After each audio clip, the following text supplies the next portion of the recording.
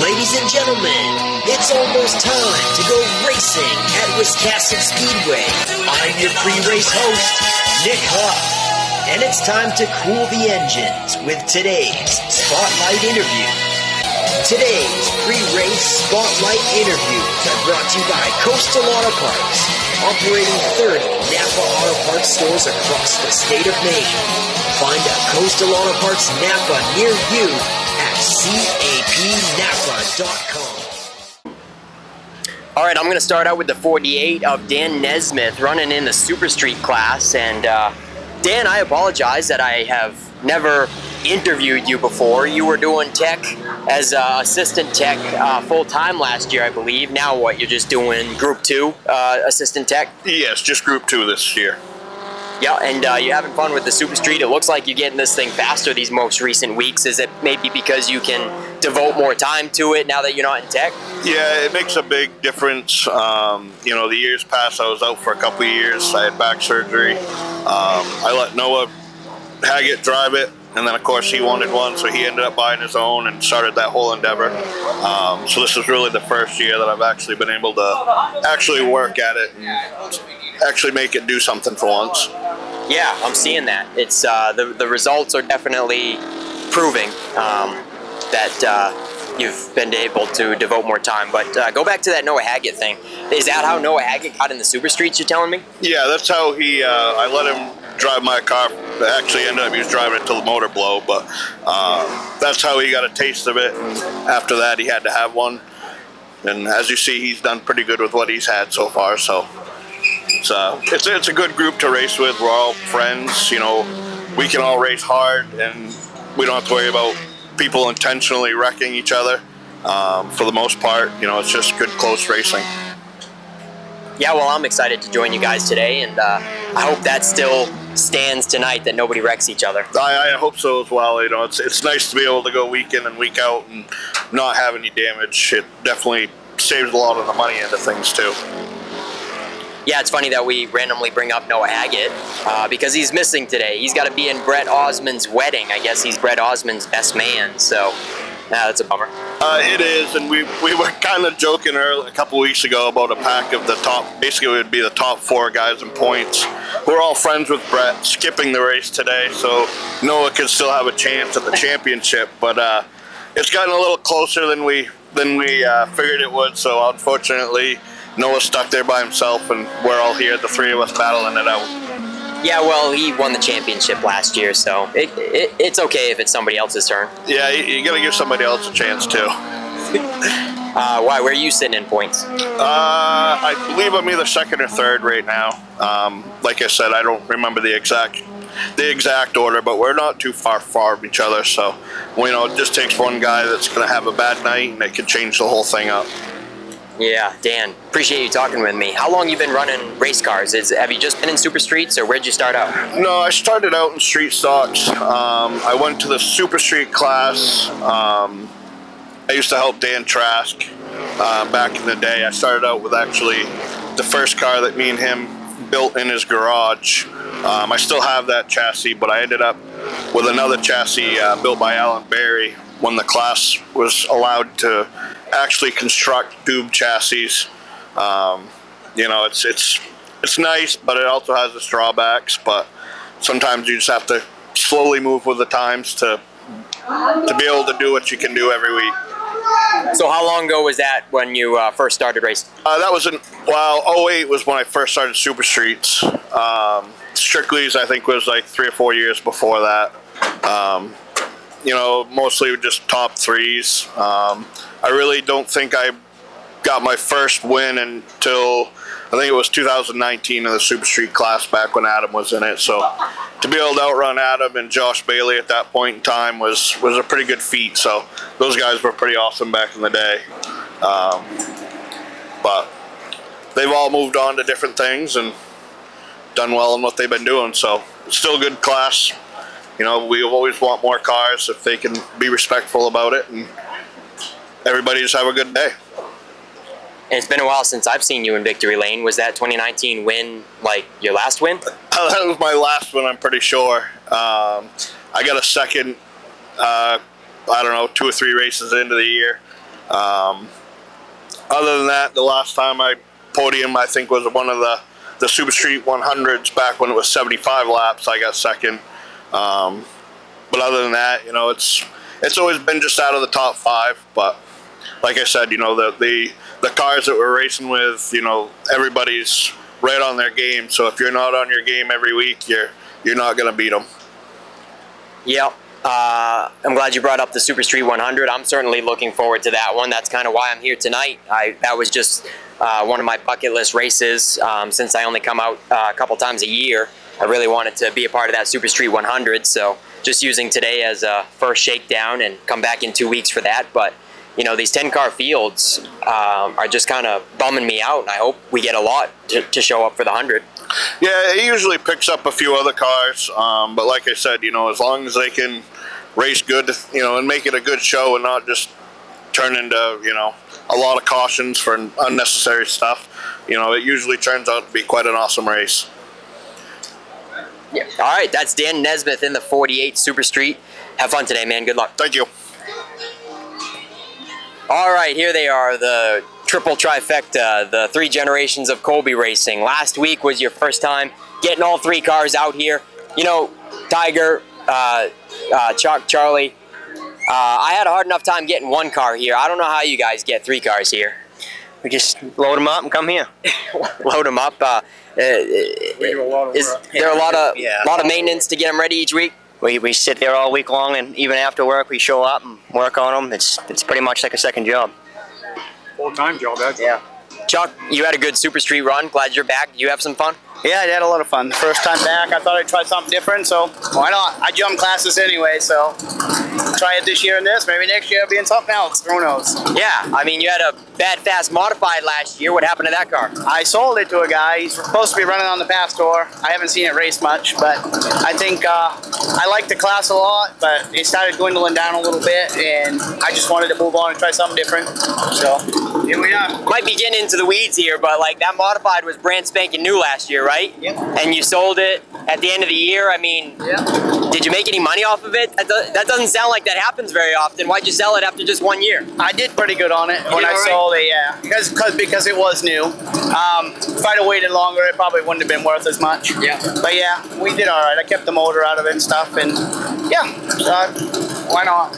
All right, so Chuck and Tiger, you guys both got second last week, right? Yeah. We did. But Charlie, how'd you do? You're running Pro Stock, I right? didn't do good last week, but we had issues with the fuel tank. We tried a small tank, didn't work. We were spinning out with it, so we're back on track today. She's fast today. You're running Pro Stock though, right? Yeah, we're running Pro Stock. All 3 of us give it hell all the time. We don't stop. We're worse than you. Yeah. All right, the Colby family, have fun today. All right, See you guys. Yo, Andy Gilbert. What's the scoop with that Modified? Tell me about the story behind that piece. One of my dad's buddy, Louis Lapierre, bought it from Richard a few weeks ago.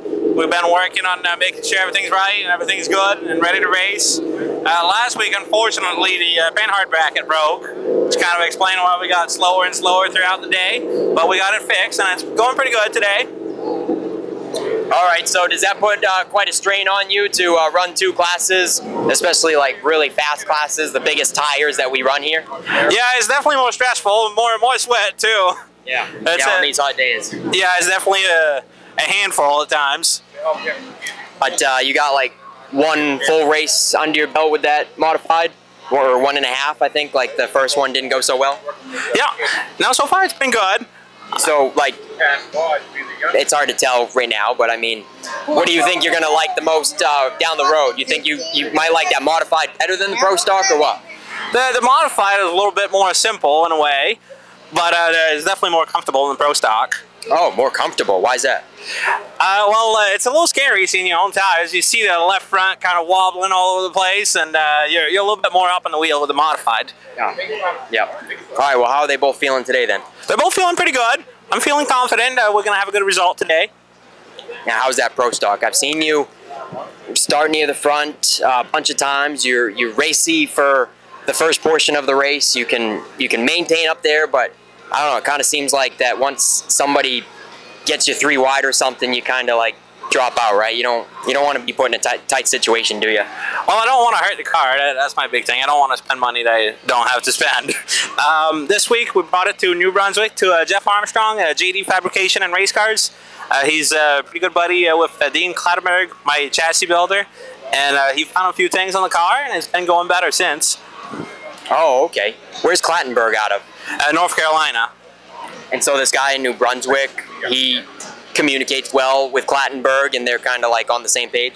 Yeah, absolutely. They're not exactly the same. They have a few different ideas, but overall they're on the same page 90% of the time. And Dean recommended it him, and it's been good so far. All right, Andy Gilbert, you got that one exciting Pro Stock win last year, and hope you can get another one this year. Make it an annual thing to at least get one win would be cool. Yeah, that'd be cool. Thank you all. All right, Andy Gilbert, good luck today. Thank you. How about this kid right here?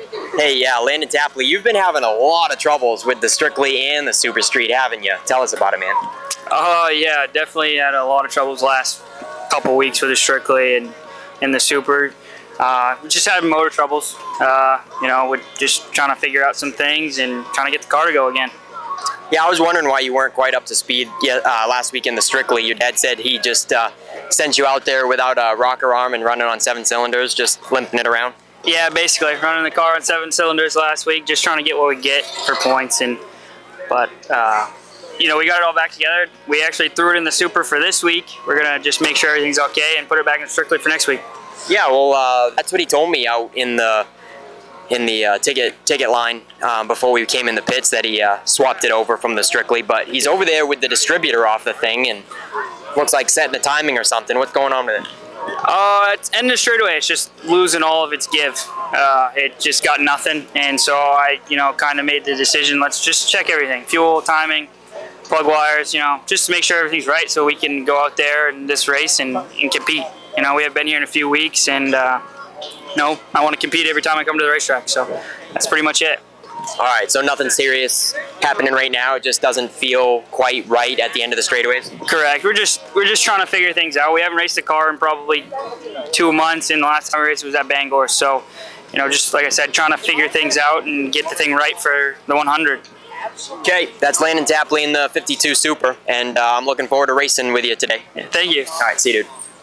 This guy, I'm looking forward to racing this guy too, Josh Hall in the 117. Josh, yeah, correct me if I'm wrong, but have you got a top 3 yet, or at least this year? I have not this year, but I have got one top 3 in this car. That was the second to last race of the season, my first year in this car. Yeah, I had a feeling you did last year, but not quite yet this year. What's going on, Josh? We completely rebuilt the car this last winter and found a lot of stuff wrong with it, and we're pretty much starting back from square one this season. But we're starting to find what we need to find, and the car's getting faster and faster, so we're hoping to get a good result today. All right, I hope to see that. I want to see this 117 up front. How about that 4-cylinder Pro Stock deal? I think you ran it on opening day. I thought we were going to see you out there more often in it, but what are they doing with that? They've been down here testing the car, and they've been getting better and better, and they're hoping to take the rear of the field in the next couple races. Who was that again, his name? It's my spotter, Adam's son, that's going to be racing. His name's Nicky. Gotcha. So, yeah, you just ran it that once, right? And I think you got second, right? Yeah, I ran it that once. I got second. And I won the heat race. Top 3 in the heat race. All right, so, you just hopped into that thing cold turkey. That was your old Pro 4. And you got a first race off the bat, and but you're still struggling with the Super Street. So tell me, does it make you want to still race Pro 4s, or are you dedicated and bound and determined to get this thing going good? I'm really dedicated and bound and determined to get this Super Street going, but sometimes it is pretty discouraging trying to get this car figured out when we know how to make a Pro 4 go. Exactly. That's what I was thinking, but you gotta move up. Right, and you got to challenge yourself. Oh yeah, definitely, for sure. I mean, it's definitely, you get to a point in your career in a class where there's not much competition for you, and you need to move up to even really have fun, really. Okay, so I hope you have more fun today in the 117 Super Street. Good luck, my man. Thank you. All right, see you, dude. The world doesn't stop overnight, and neither do we. We're watching tracking, preparing to keep you informed and ready for whatever your day holds. There for you when you need us most. Good Day Maine, weekday mornings on CBS 13 and Fox 23. Reliable forecasts live on our weather app, social media, and even your car radio. So that your plans won't ever need a rain check. On your side, wherever and whenever you need us. The CBS 13 Fox 23 Weather Authority team. Easy mortgages for hard-working people. That's what you'll find at First Federal Savings. The hard-working people of Maine deserve to have something come easy. So we help fishermen and teachers, car mechanics and carpenters, plumbers and painters, engineers and entrepreneurs. We're here for everyone who wants to buy a home. And because we're the only Midcoast bank that keeps all of its mortgages in-house, we can look at loans that other banks can't. That's because our business is founded on the idea that helping everyone grow financially helps make our communities grow. And that's great for all of us. Bottom line, at First Federal Savings, we work hard to make buying a home easy for you.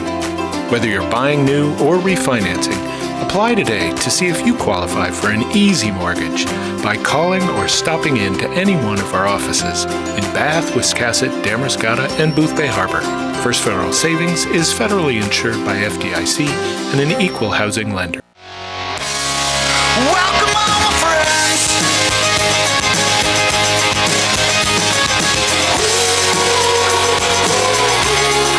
Welcome all again.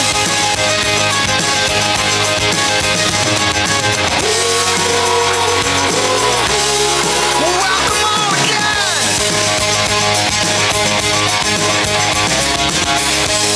The drivers are ready. The crew is ready. We hope you're ready too. It's race time at Wiscasset Speedway. Get settled in, folks. The show starts now. Hey, shake and bake, gal. Woo! Shake and bake. And with that, a good afternoon, good evening, ladies and gentlemen, boys and girls. Welcome to Wiscasset Speedway. For our Group 1 program, we're already into Week 13 of the 2026 season. We are now embarking on the second half of this season campaign, and it has been a competitive one all year long in most of our classes. So this is Group 1. The County Trust 4-Cylinder Pros have center stage today as our Spotlight division. The Pepsi Spotlight is on the Pro 4s. Also in action tonight, the Pro Stock, Super Streets, 207 Crate Modifieds, Thunder 4 Minis, and our guests from the Ladies Acceleration Tour are in the house as well for a stacked program for you here at Maine's biggest and fastest. One heat race today for the Pro 4s. We've got Dylan Anderson on the point in the number 81 to his outside. Austin Spencer in the number 11. Rowdy Romano is in the number 3 with rookie Sam Fogg to his outside in the number 54. Adam Taylor is in the 8, and he was the opening day winner along with the 45 of Jay Plummer. Max Parlin is in the number 26, and your point leader and multi-time winner already this year in the number 19, that's Chastity Shorty out of Winslow. Bill Pierce back behind the wheel of the Norm's Used Cars Ford Mustang pace car. Chief starter Dave Sturgis up on the flag stand. We're ready to turn them loose and get today's race program underway. Let's go green.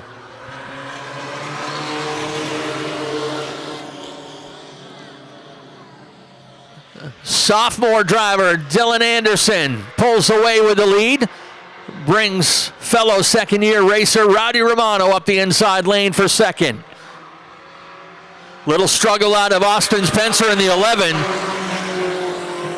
dropping back a couple spots there on the outside, but he has done very well in his first year of racing these fast little cars. You may know these as Allison Legacy cars in some parts of the country.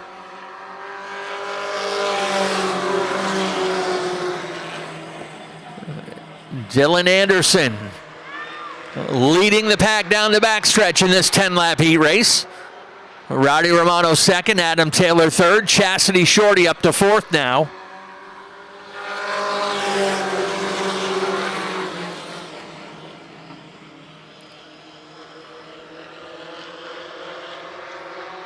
Shorty taking a peek to the low side into turn number 3, able to get a fender underneath the 8 of Adam Taylor.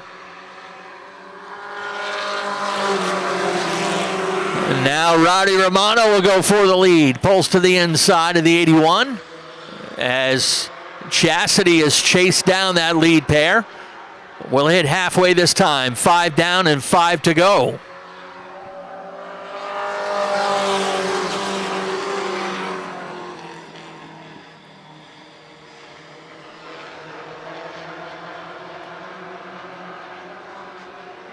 Everybody packed up tight for the lead. Romano holding strong there on the high side, but Chastity's got the preferred lane.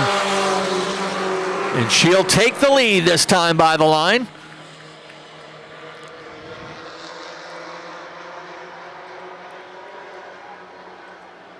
Chastity Shorty already a 4-time feature winner this year, which leads all drivers here at Wiscasset Speedway. Looking for her 3rd heat win of the season. And already has jumped out to a pretty sizable lead now with 2 laps to go. Couple cars tangling there into turn number 3 and 4. And second and third place cars of Romano and Taylor got turned sideways in front of the rest of the pack. And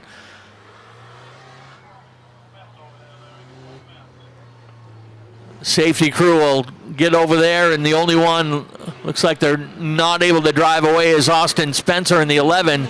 Looks like he's got some left front damage on that number 11. Jay Plummer did a good job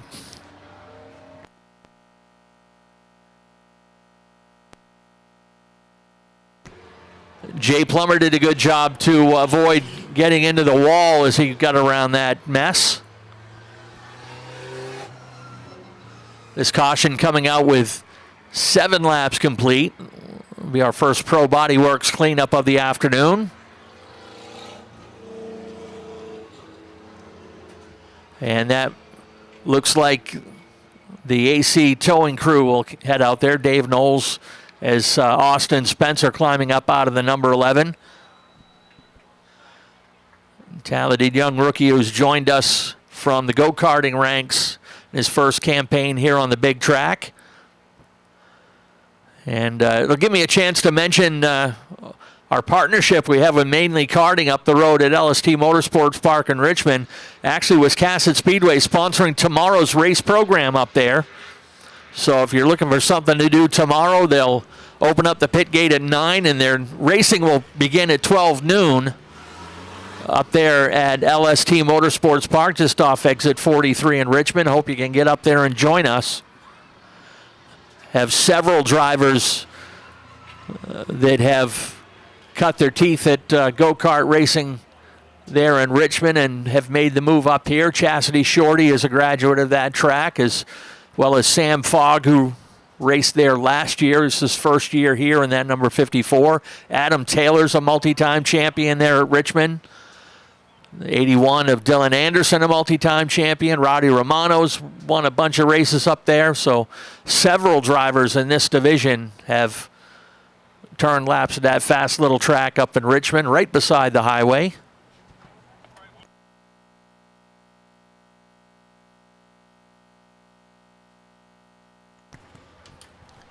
Want to remind you also, while you're here this afternoon, be sure to head downstairs to see Robin at the souvenir booth. Got all kinds of useful items for you down there, including seat cushions, sunscreen, sunglasses, ear protection, hats. Want to make your visit with us as comfortable as possible. And as the sun goes down and things cool off, she's also got hoodies and sweatshirts down there too. So just see Robin downstairs at the souvenir booth.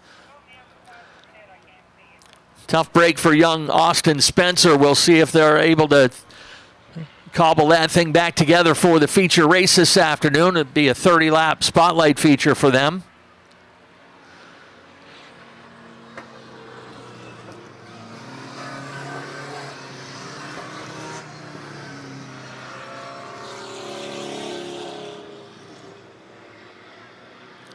As they said, good to have Bill Pierce back behind the wheel of the pace car. Barry Morris retiring a little bit earlier this season.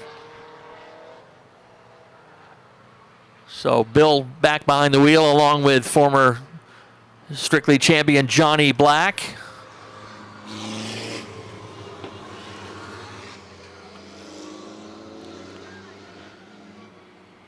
So after everything settles out, you got the top 2 drivers in the class now on the front row for this restart. Chastity Shorty, she is a 4-time winner there so far out of 6 races there at the point. Jay Plummer still searching for his first feature win, but has been on the podium a handful of times.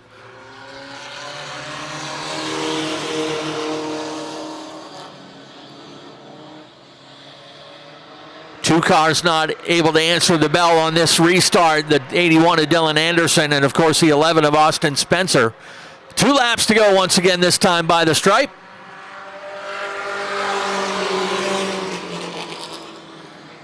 Jay Plummer settles into second. Max Parlin moves up to third.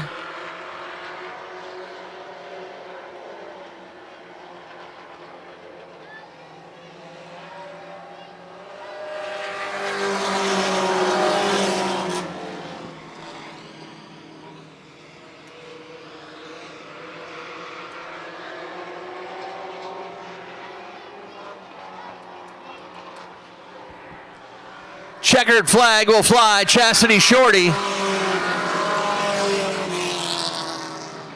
got that number 1 out the window as she crosses the stripe and takes the heat win. But she'll get the heat winner 10 points that goes with that. But because she was the most recent winner, she'll have to start the feature at the tail end of the field.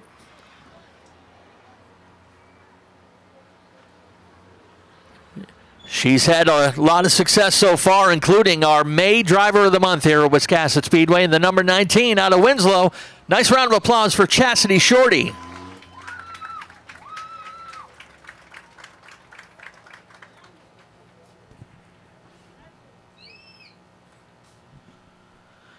A couple photographs from our track photographer, Jason Dickey, as we get ready to bring out our next class. It'll be the T&L Automotive Pro Stocks.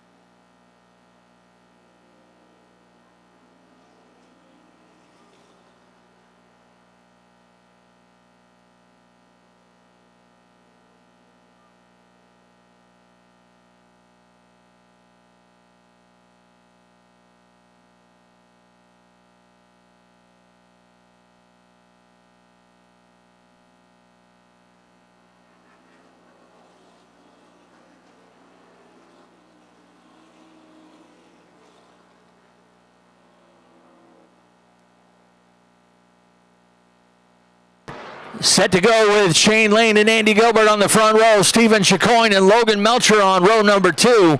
Charlie Colby and Josh St. Clair on row 3. Nick Hinckley and the point leader Kelly Moore on row 4. Let's go racing.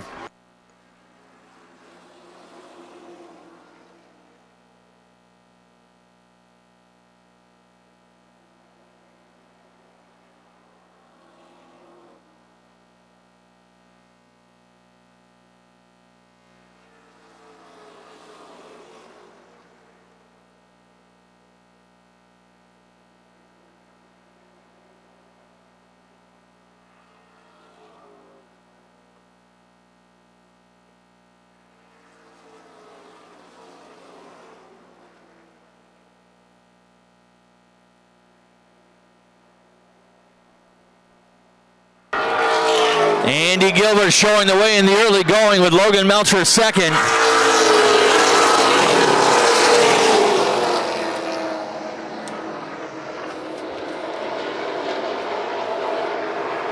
Josh St. Clair keeping pace in third, just only a couple appearances for him this season.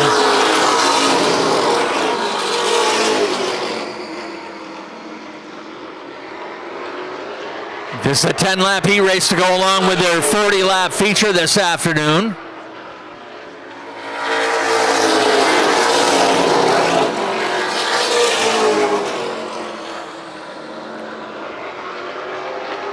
Nick Hinckley caught up with the 88 of David Getchell and the 02 of Shane Lane.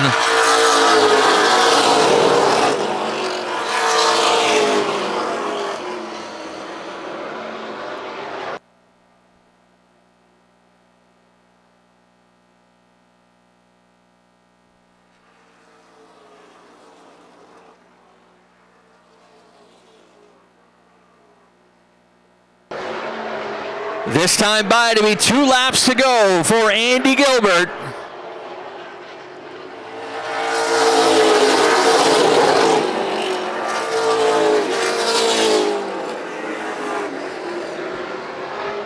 Andy's already got a couple of heat wins to his credit this year, but still looking for a podium finish in a feature.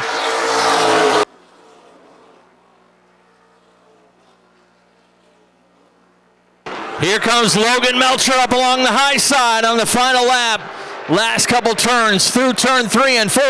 Melcher slides it out of turn 4 and will take the win on a last lap pass. Last lap pass for Logan Melcher to take the heat win. Gilbert second, St. Clair third, Chicoine fourth, and Kelly Moore fifth. Comes into the weekend third in points in this division, but within 10 of the point leader. In the number 41 out of Fayette, that is Logan Melcher, your heat winner.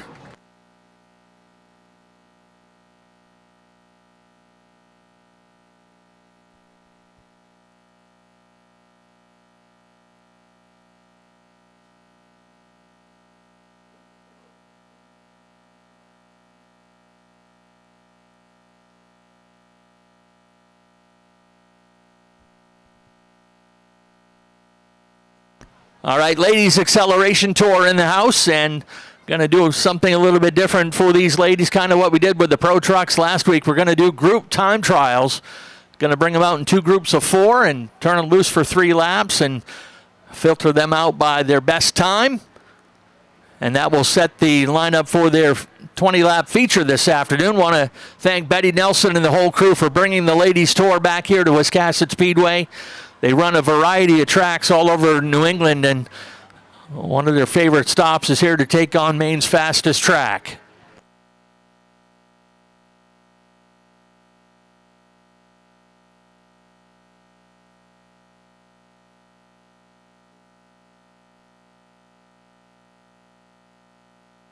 So they'll get the field spread out, so they'll all have their own area of the track, and green flag is out.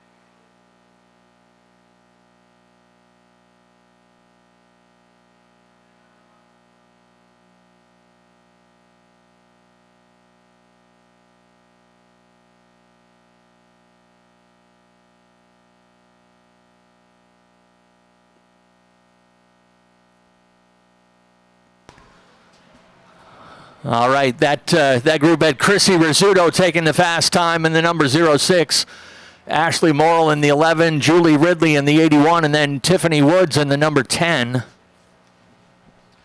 And as you probably have noticed, you haven't heard Nick's voice yet.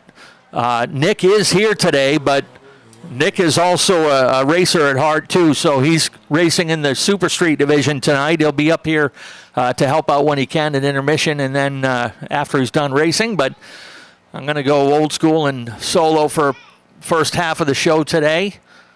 Appreciate you guys with the patience. We'll bring out Group 2 here for the Ladies Tour, which will help set the rest of their field for their 20-lap feature this afternoon. Glad you could be here with us on this beautiful Saturday afternoon in Midcoast, Maine.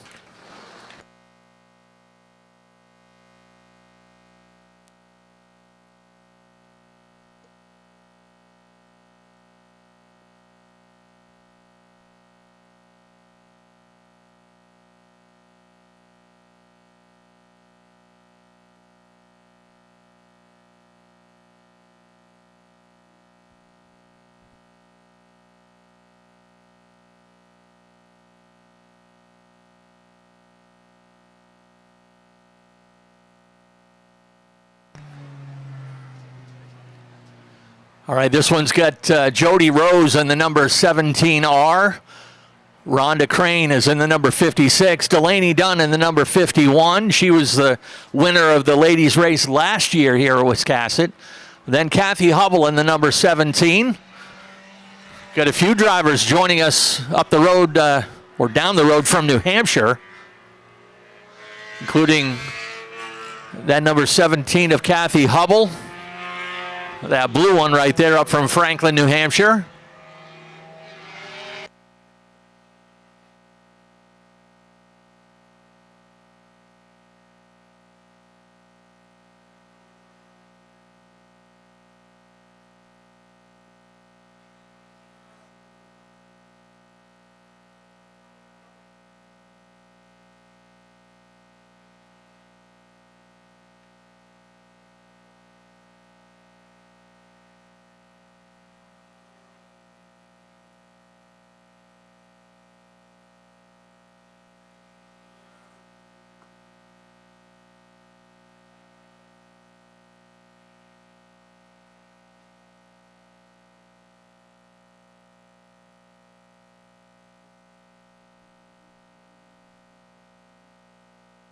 Well, no doubt that'll affect the lap times they're putting down. Unfortunately, it tangled between a couple of cars there.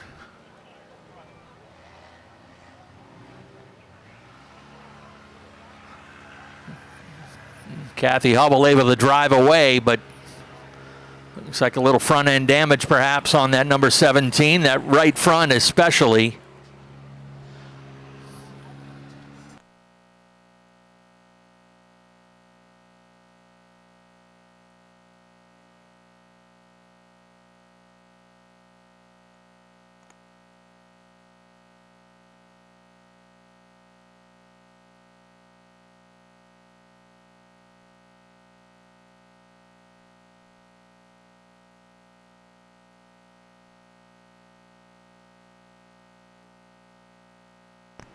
Hey kids, today gonna have a little bit of fun during intermission. After these heat races, we are gonna have our first penny pounce of the season. Penny Charette with the Ward & Son Builders Kids Club will gather all the kids here in Victory Lane during intermission and have a penny pounce brought to you by our friends at First Federal Savings. I know they discontinued the penny recently, but we were able to scrape together at least $100 worth of pennies we're going to throw on the ground there in Victory Lane.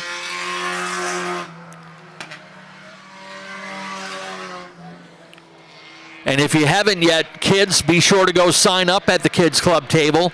We have some bicycles we're going to be giving away today from a couple of different sponsors. One of them, Ethan Guptill, our most recent winner in the 207 Crate Modifieds. And the Ladies Tour kicking in some bikes today as well. So we'll have a few winners. So be sure to see Penny at the Kids Club table.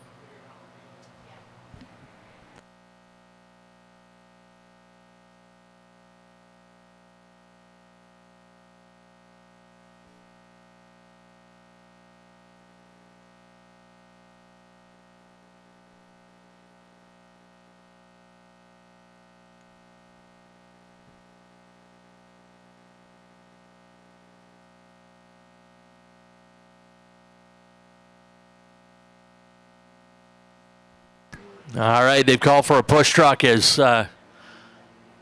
17 has come to a stop. Well, nope, got it fired up there.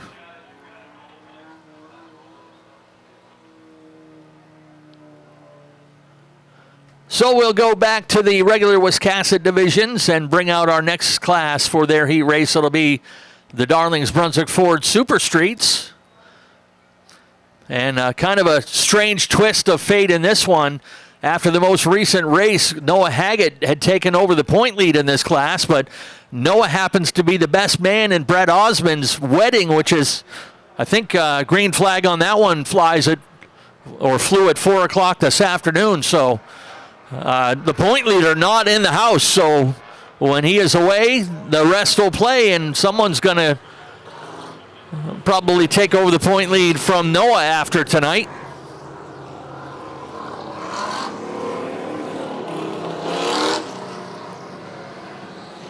$11 Super Streets in the house, so that means one heat race. We split them at 12. Came close, but not quite. We got Josh Hall at the point. You heard him in the pre-race interviews. Also in the pre-race interviews in the number 48 is Dan Nesmith. Landon Tapley's in the number 52 to his outside to be the number 19 of Andy Caherl. 58, opening day winner, that's David Greenleaf to his outside.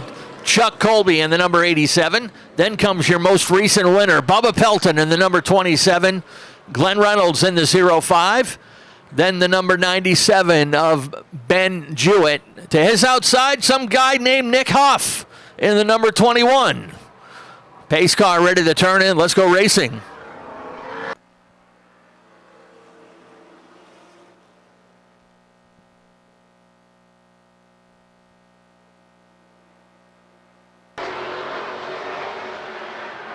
Brandon Jewett not able to answer the bell here for the heat race, so we start with these 10.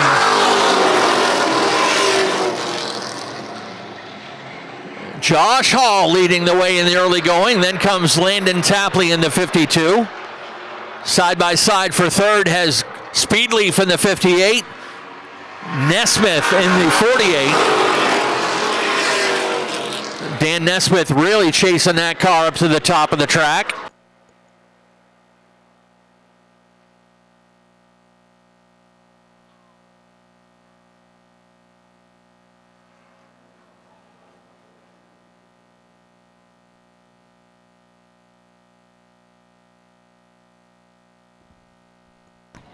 Caution flies, a heavy hit for Glenn Reynolds in the number 50. 05 that is. Nick Huff slides it up and catches the wall in turn 3. Safety crew over to check on our drivers. Looks like Glenn Reynolds is out of the number 05.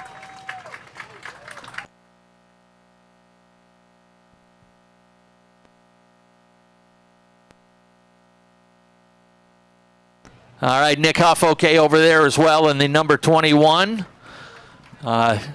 Pretty much same spot that Kevin Douglas hit in his number 43 Super Street about a month ago.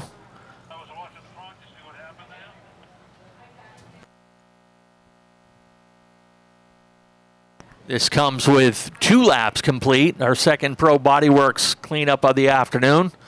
There's Nick up out of the 21 walking along the wall to get an assessment of his car.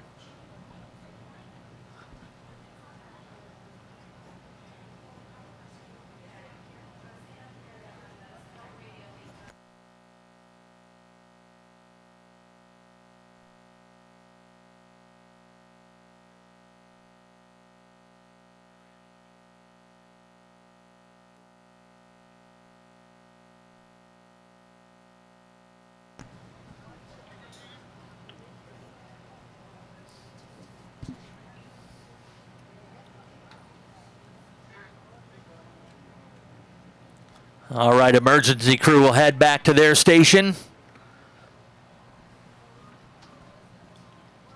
Good to see both drivers able to climb out under their own power. And big cleanup there by the 05 of Glenn Reynolds. He's raced part-time this season. Longtime veteran racer from several different tracks around the state of Maine, including Wiscasset, Beech Ridge, Oxford, and beyond. Looks like race director Scott Chabot getting a ride to head over to see, find out how that all came about.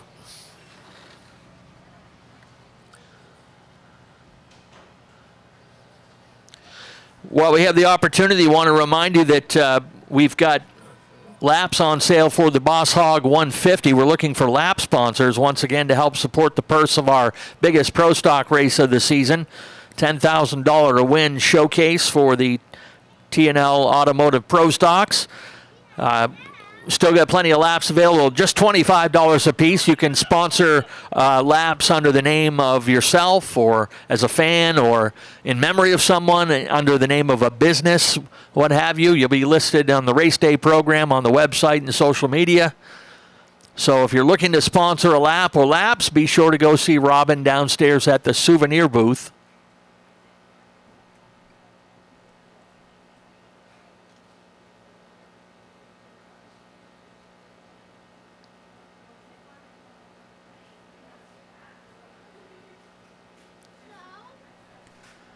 Looks like maybe the guys, looks like a piece of curbing might have come loose there over in turn 3.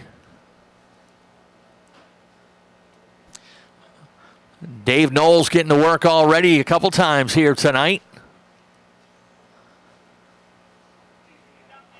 We've got some exciting racing coming up for you in the next couple of weeks here at Wiscasset Speedway as well. We've got the 350 Smack Super Modifieds coming into town next Saturday night as part of our Group 2 program. All 4 of our regular Group 2 divisions, plus, as some people call them, the Flappy Birds, the big wheel, big wing Super Modifieds take to the track here at Wiscasset.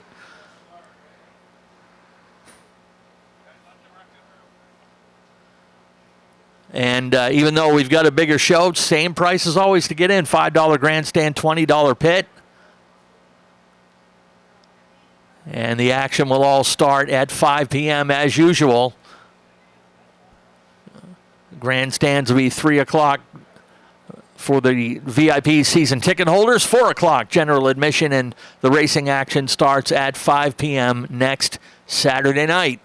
And then 2 weeks from tonight, Group 1 returns. It'll be birthday night here at Wiscasset Speedway as we celebrate another anniversary of Maine's biggest and fastest. And it'll be showcased by a 100-lap feature for the Darlings Brunswick Ford Super Streets.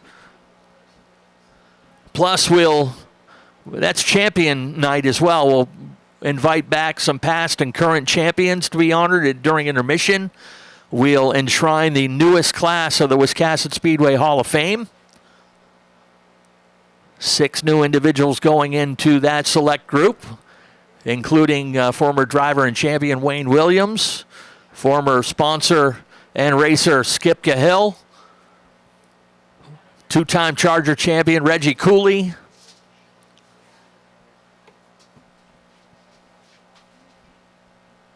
our own Barney Brown, who is the superintendent of facilities here at Wiscasset, has been part of this track pretty much since its opening.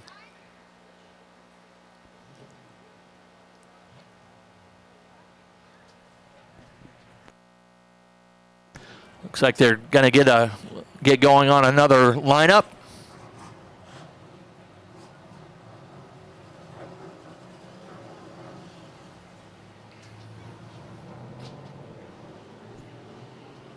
So that'll all be in 2 weeks as we celebrate our birthday, and as we always do on birthday night, we're going to shoot off some more fireworks as well.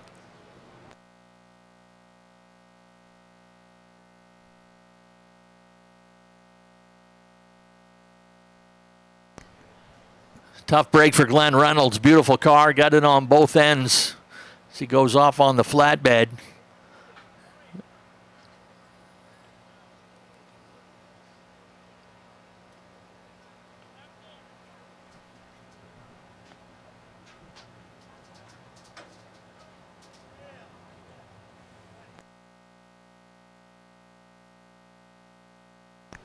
Still to come today, we've got the Thunder 4 Minis and then the 207 Crate Modifieds to finish off our heat race action. And we'll, after that, pause for the cause, have our kids' penny pounce in Victory Lane.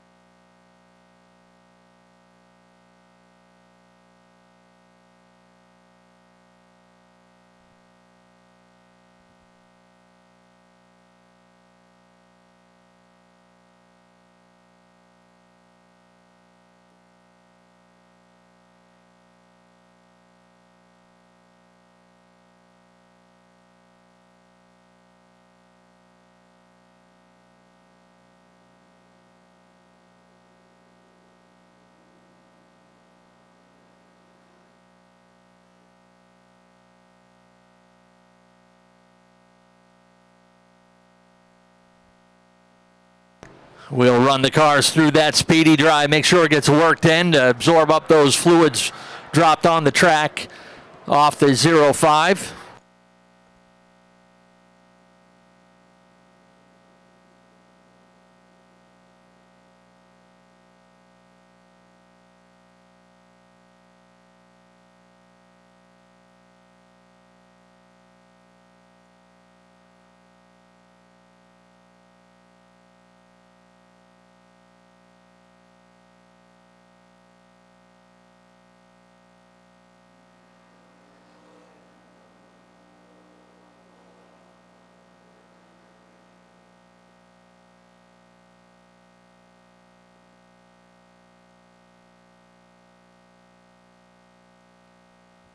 Lights are off on the No Shoes Cars Ford Mustang pace car. And Scott Chubbuck letting them know we're going this time. Josh Hall and Landon Tapley on the front row for this restart. Green flag is out.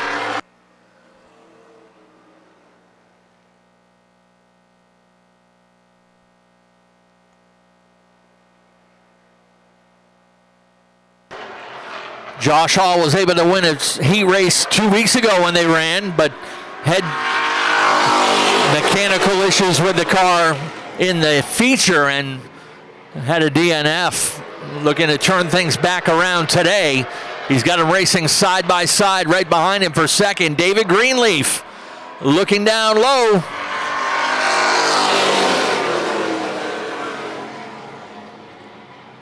Greenleaf coming up the inside lane. Bubba Pelton coming into the scene as well.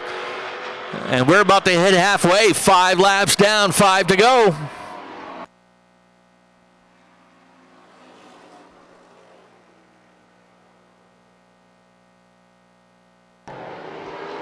Greenleaf pulling away a little bit. Leaves Pelton to challenge Josh Hall for second.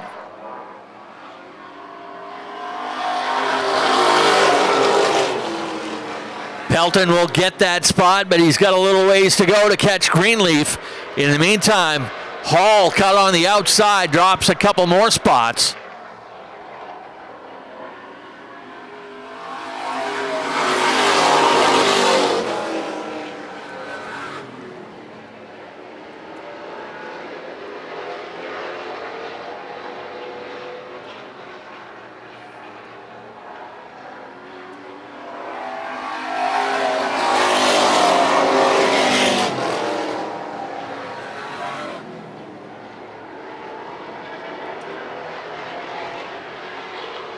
White flag ready to fly for David Greenleaf.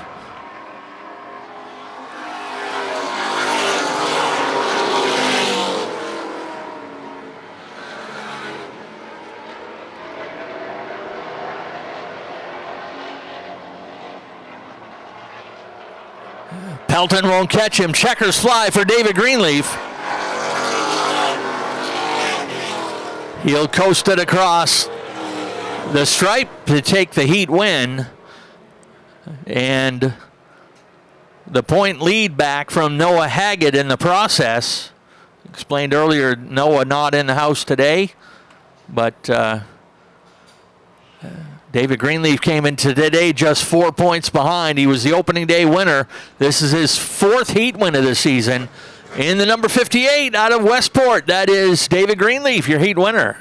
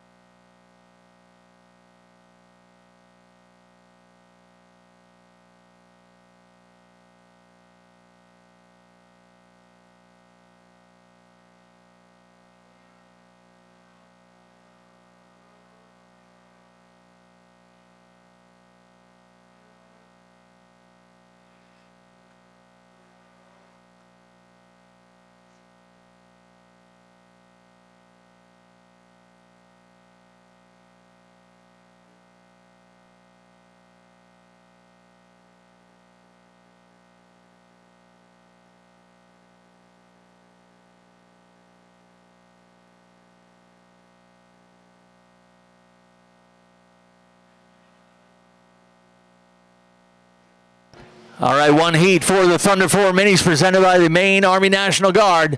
Jeff Farrington and Donnie Fletcher on the front row. Then comes your point leader, Derek Cook, in the 88 with the Squirrel, Shane Weber, who's outside. Ricky Austin in the 42, Nelson Stevens in the 47, Steve Ratcliffe in the 94, Scott Sonville in the 98, and Caden Rose in the number 17. For your Thunder 4 Minis.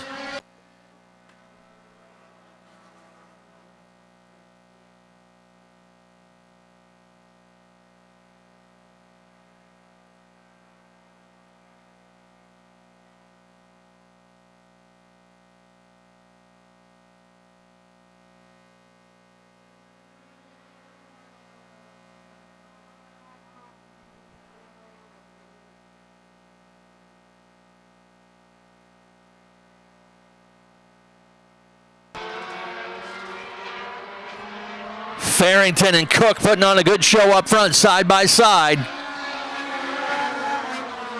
Give that spot to Derek Cook by just 4/100ths of a second. These two have had a bit of a rivalry going all season long. Cook, the point leader. Farrington coming into the weekend second in points.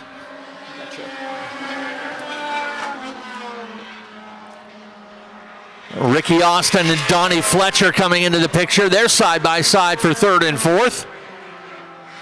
Austin just turned the fast lap of the race to 18.65 seconds. It's about a 72 mile per hour average around the track. Put Jeff Farrington back at the top of the sheet by, just 1/1000th of a second, the interval at the line that time.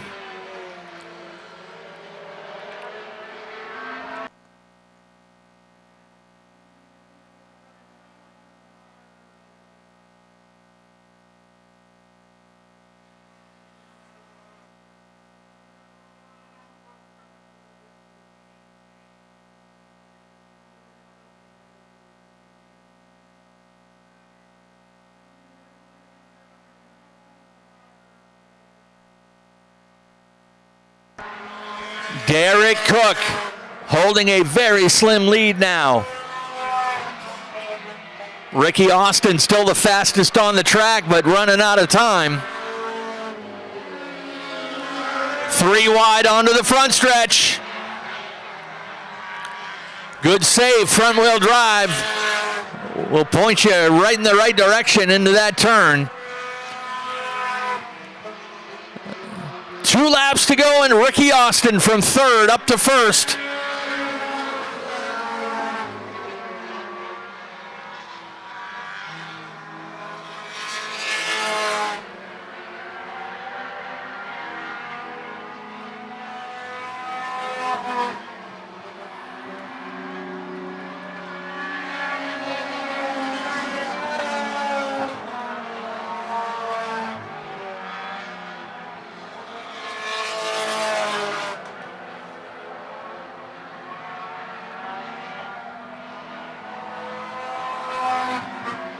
Checkers slide.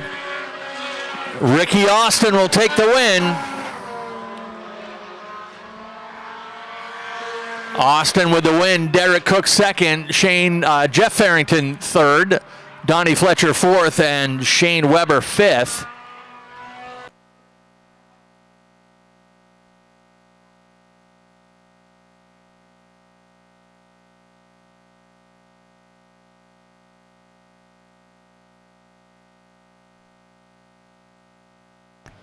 So the table is set for their 25-lap feature this afternoon.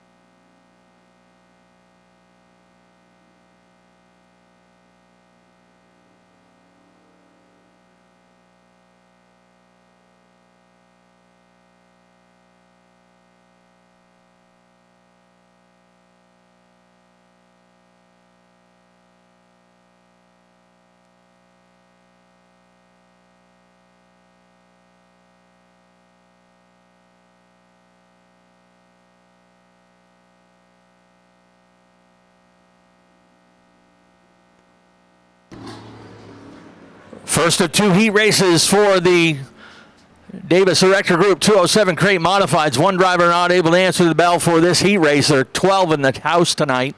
We've got Doug Phillips and Doug Turtelot on the front row. Then comes Alan Moeller Sr. and Billy Dixon on row number 2. And Travis Buzzell in the number 3 making his season debut in the Davis Erector Group 207 modifieds.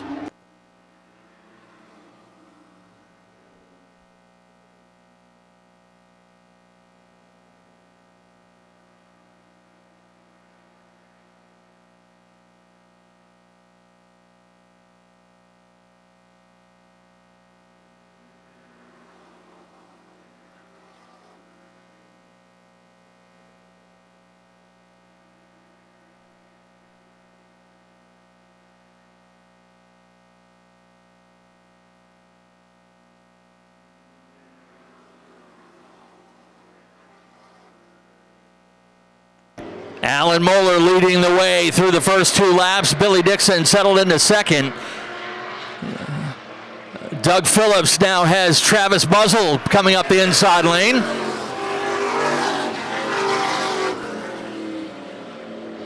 Buzzell, a former pro stock competitor down at Beech Ridge and then Oxford. Had gotten out of racing a little bit and then back into it here with a crate modified.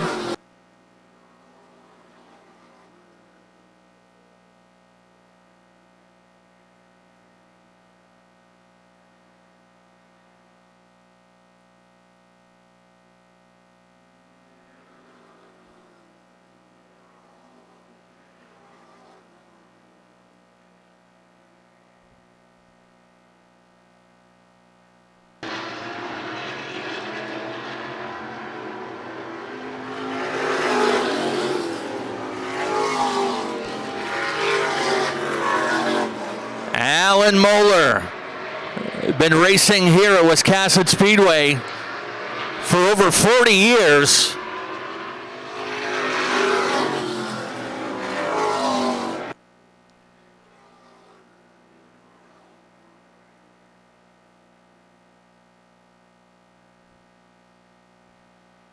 Two laps to go this time.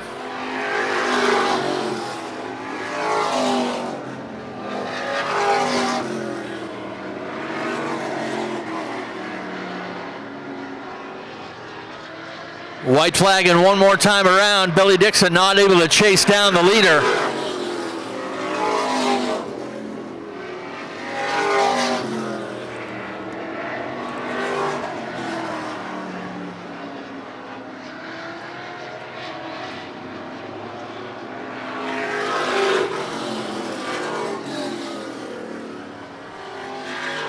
Moeller able to grab that victory. The one car that was not able to make it out here for the heat race, Richard Jordan in the 68, they had an issue with the U-joint breaking on the drive shaft during practice. They have been scrambling to put that back together. Hopefully he's able to answer the bell for the feature.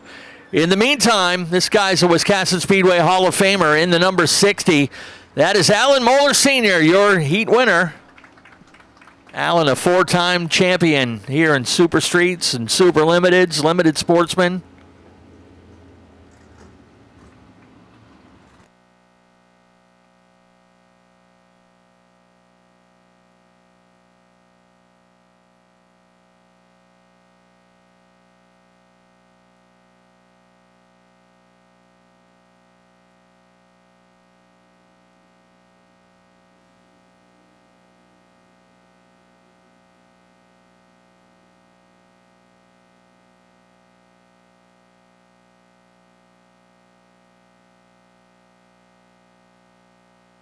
Heat number 2 will line up with the point leader, Nick Hinckley.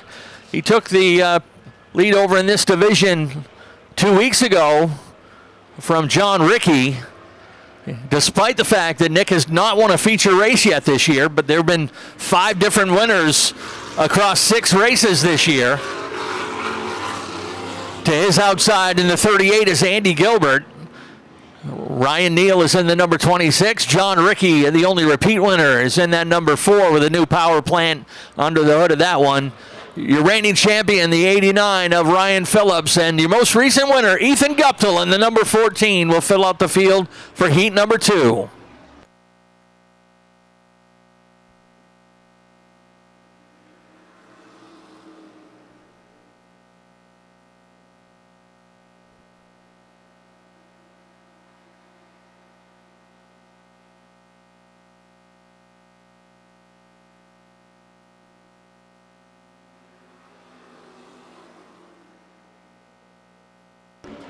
Hinckley with an early lead. Ryan Neal has moved up into second. Ryan Phillips racing with Andy Gilbert for third. Couple of different drivers in this heat race also running our pro stocks today. Those being Nick Hinckley in the 15 and Andy Gilbert in the 38.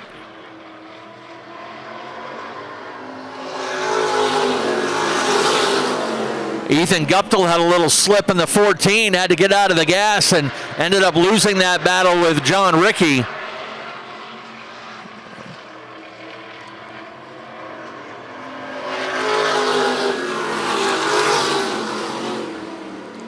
John Rickey's going to be making his MRS Modified Racing Series debut tomorrow. In the meantime, trying to get that new power plant up and running, getting more confident as the laps go by. He moves up to 4th, but still a ways to go to catch the 15 of Nick Hinckley.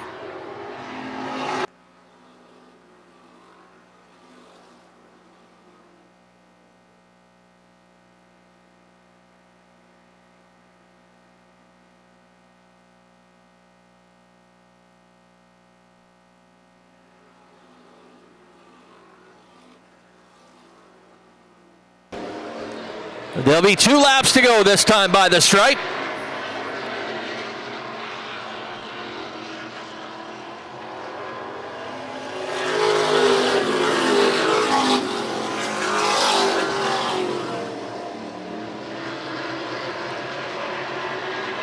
Ryan Neal not able to bite into that lead very much for Nick Hinckley. Remains a couple car lengths behind. And it looks like Hinckley will lead this one wire to wire for the heat win.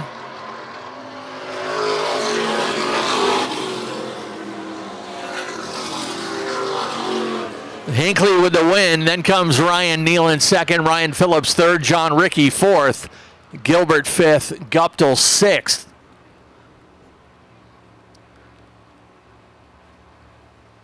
Still searching for that first career modified win. He's a 6-time late model and pro stock champion here at Wiscasset, driving for the Picard brothers. Nick Hinckley, your heat winner in heat number 2.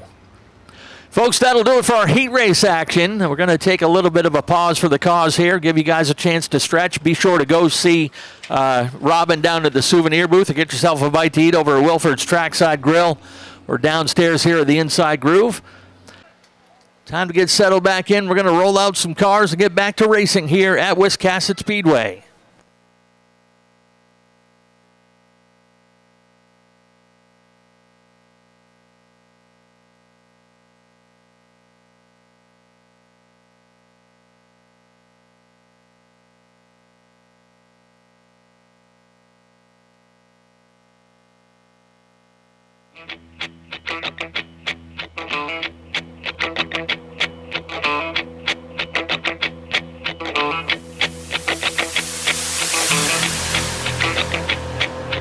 Alright, partner. Keep on rolling, baby. You know what time it is.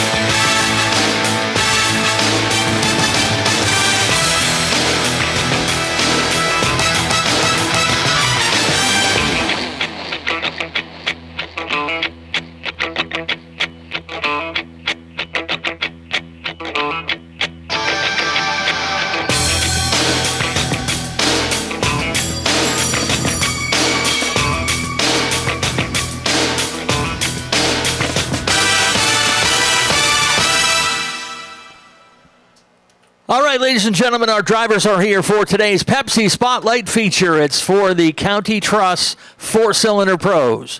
Before we give you the starting lineup, we ask at this moment that you all please rise a fable, remove your hats, and direct your attention to the flag in the middle of the infield as we offer our invocation followed by the national anthem. Heavenly Father, we thank you for this day. We thank you for our racing family as always and the opportunity to gather for the sport we love. And we thank you for bringing us the great people that have brought us this racetrack and brought it back to life. We ask that you watch over our drivers today, offer them protection as they compete, guide them with steady hands and clear vision. Watch over our fans and staff as we enjoy the show today, and as always, please protect those who put themselves in harm's way each and every day so that we may remain safe and free. We ask this in your holy name. Amen.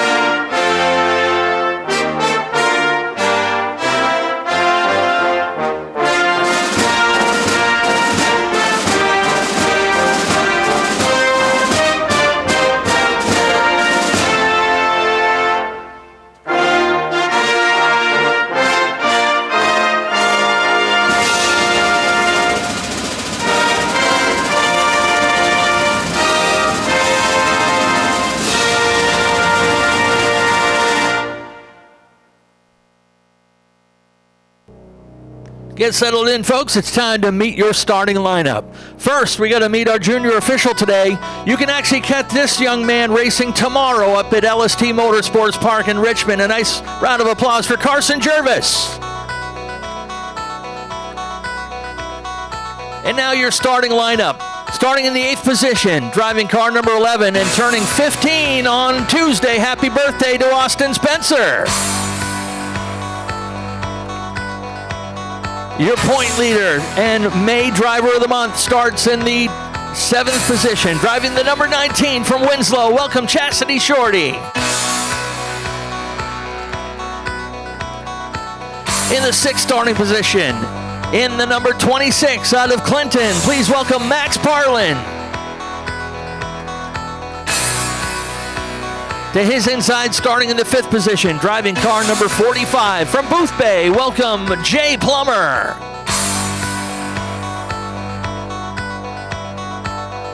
In the 4th starting position, driving car number 8 from Searsmont, welcome Adam Taylor. Starting in the 3rd position on the inside of row number 2, in the number 81 from Warren, welcome Dylan Anderson.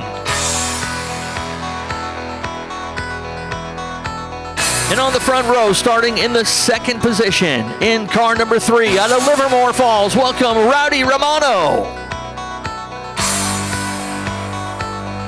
And at the pole position, driving car number 54 from Gray, welcome Sam Fogg. That's your starting lineup. Let's get our drivers strapped in and ready to race.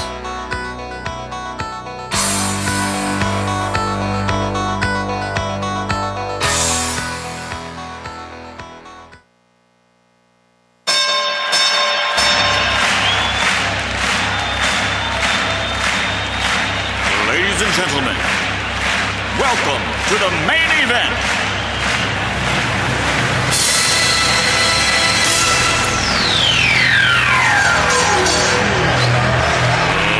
Let's get ready to rumble!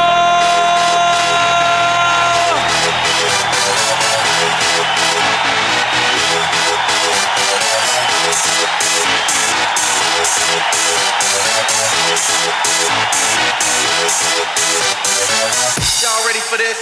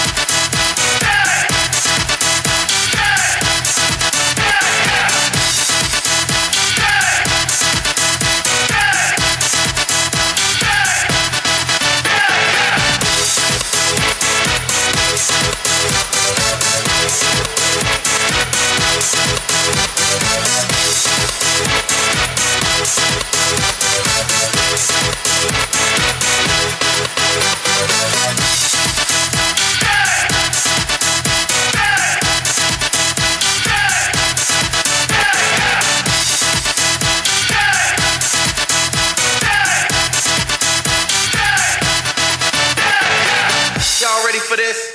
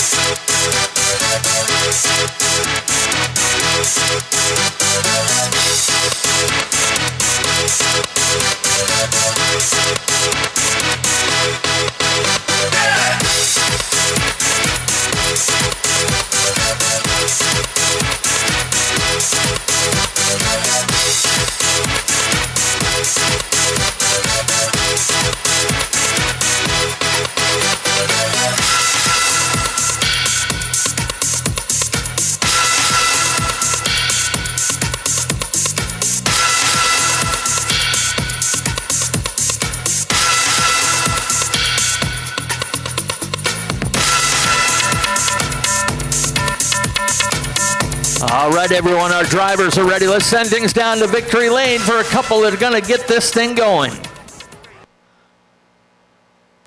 All right, Carson. All right, Cole. Let's do this. Drivers, start your engines! Oh, yeah, let's get racing. Good job, boys.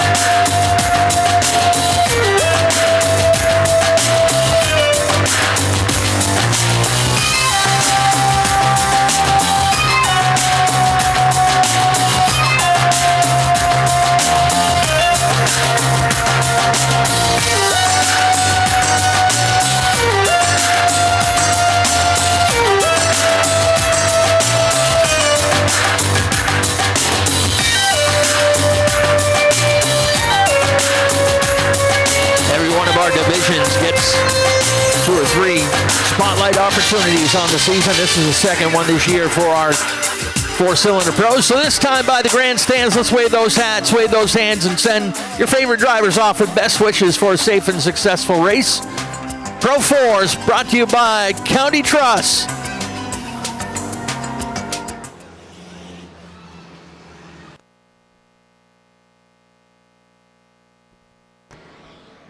I believe there's one, maybe two drivers in this class that are old enough to have their driver's license, but a lot of talent at a young age out of these racers.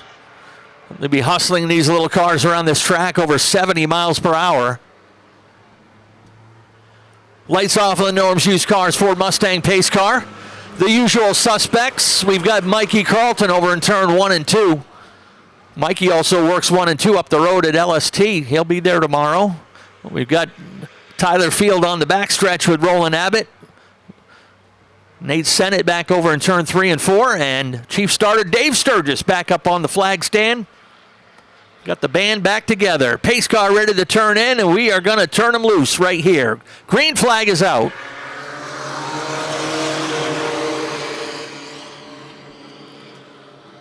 .30 laps the distance today. They normally run 25, but being the Pepsi Spotlight race of the day, these guys get an extra 5. As Rowdy Romano and Sam Fogg will go after it for the lead. Romano takes the lead. Dylan Anderson trying to come up the inside rail. Sam Fogg got the tires down off the lip on the backstretch there a little bit.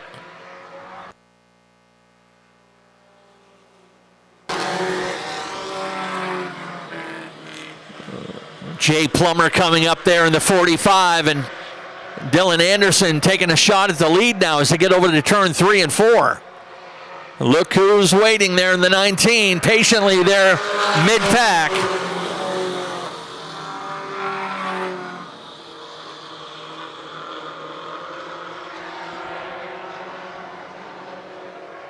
Dylan Anderson with a taste of the lead this time.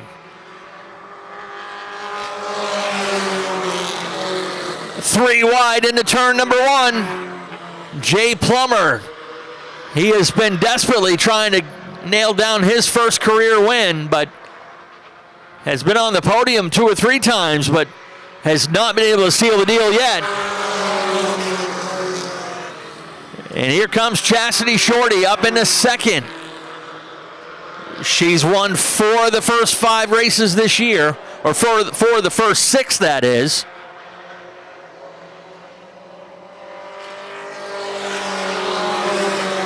Other winners this season include Max Parlin in the 26 and Adam Taylor in the 8. Top 2 in the class, side by side for the lead.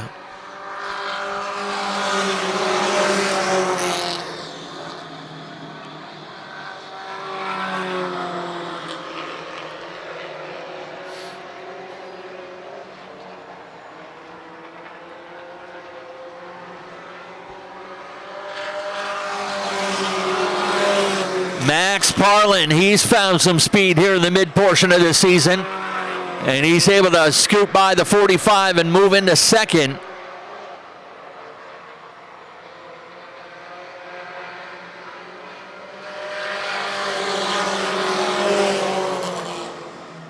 I had said 70 mile per hour average. Actually, the leader's hustling around at about a 77 mile per hour average speed around this track.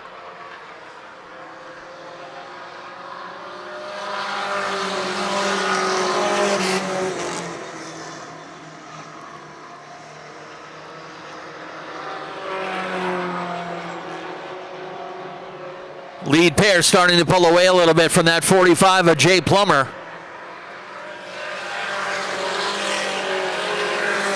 Parlin actually a little bit more racy there in the number 26. Just turned the fastest lap of the race, 17.32 seconds. And he is dogging that 19 car right in the tire tracks.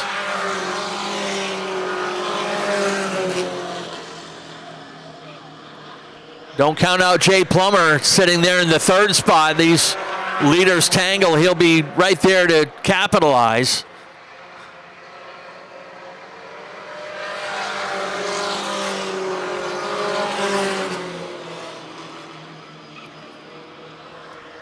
How about Dylan Anderson in that 81 car? Dylan has really turned things around here in his 2nd year racing in the 4-cylinder pros. He's looking for his first career top 5 finish. Last year's most improved driver. Halfway this time, 15 down, 15 to go.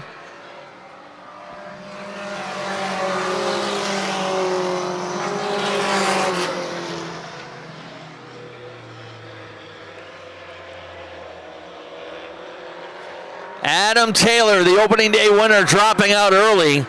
Remember, that's a backup car he's been racing last couple times.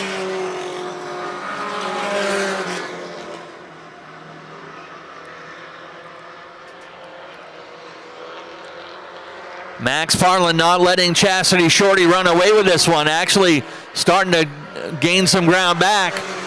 Oh, trouble for Jay Plummer in the 45. Plummer drops out early, and that's going to open up a podium possibility for one of these drivers back in the pack. Dylan Anderson, Sam Fogg, and Rowdy Romano.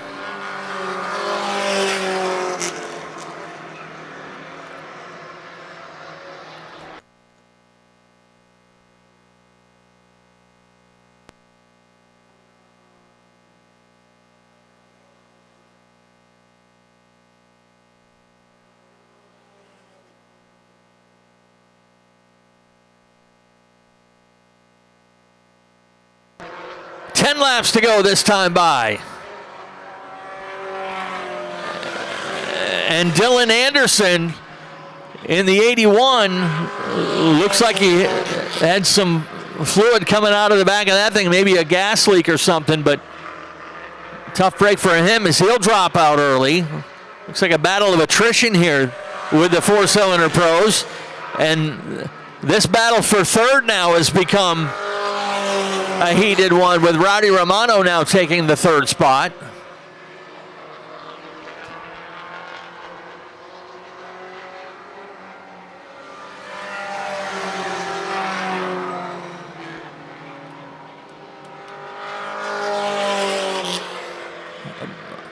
Nearly half a track ahead is that lead battle, and Max Parlin not letting Chastity run away with it.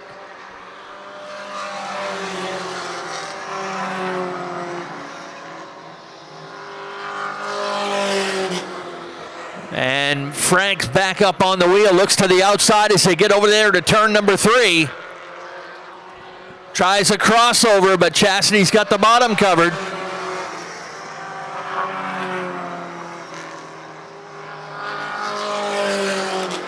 And that battle for third resumes once again. Sam Fogg back to challenge on the inside. We've got battles at both ends of the racetrack.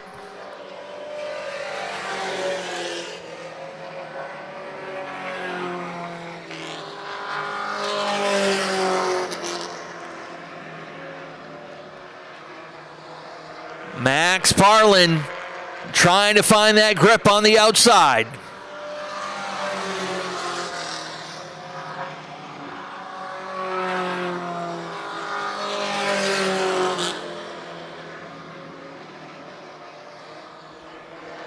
Into bonus time now. These guys normally run a 25-lap feature. Today it's 30.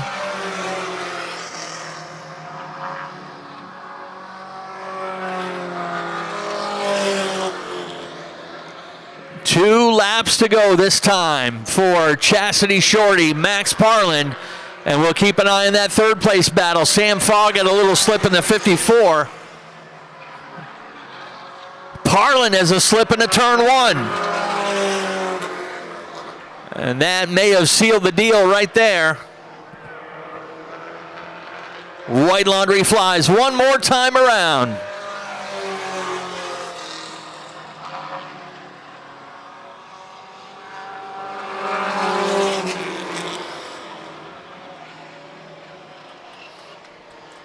Final time out of turn 3 and 4. Checkers fly, 5 wins now for Chastity Shorty.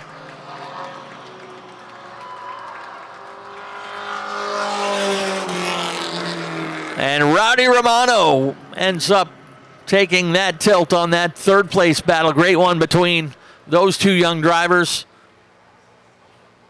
Romano finishes in third, Fogg fourth, and Austin Spencer picks up a 5th place finish. That's his first top 5.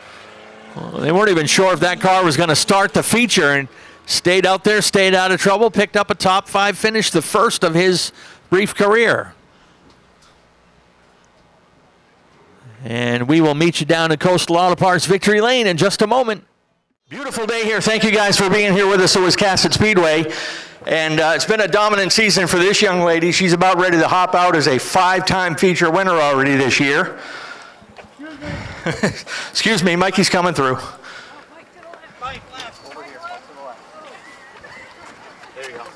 Look at that. Thank you for my help right here. Appreciate it, guys. She won't get out of the car until the stage is set properly. She wants to make an entrance. You're all set, dear. I have 3 daughters. I know how it is. There we go. Chastity Shorty.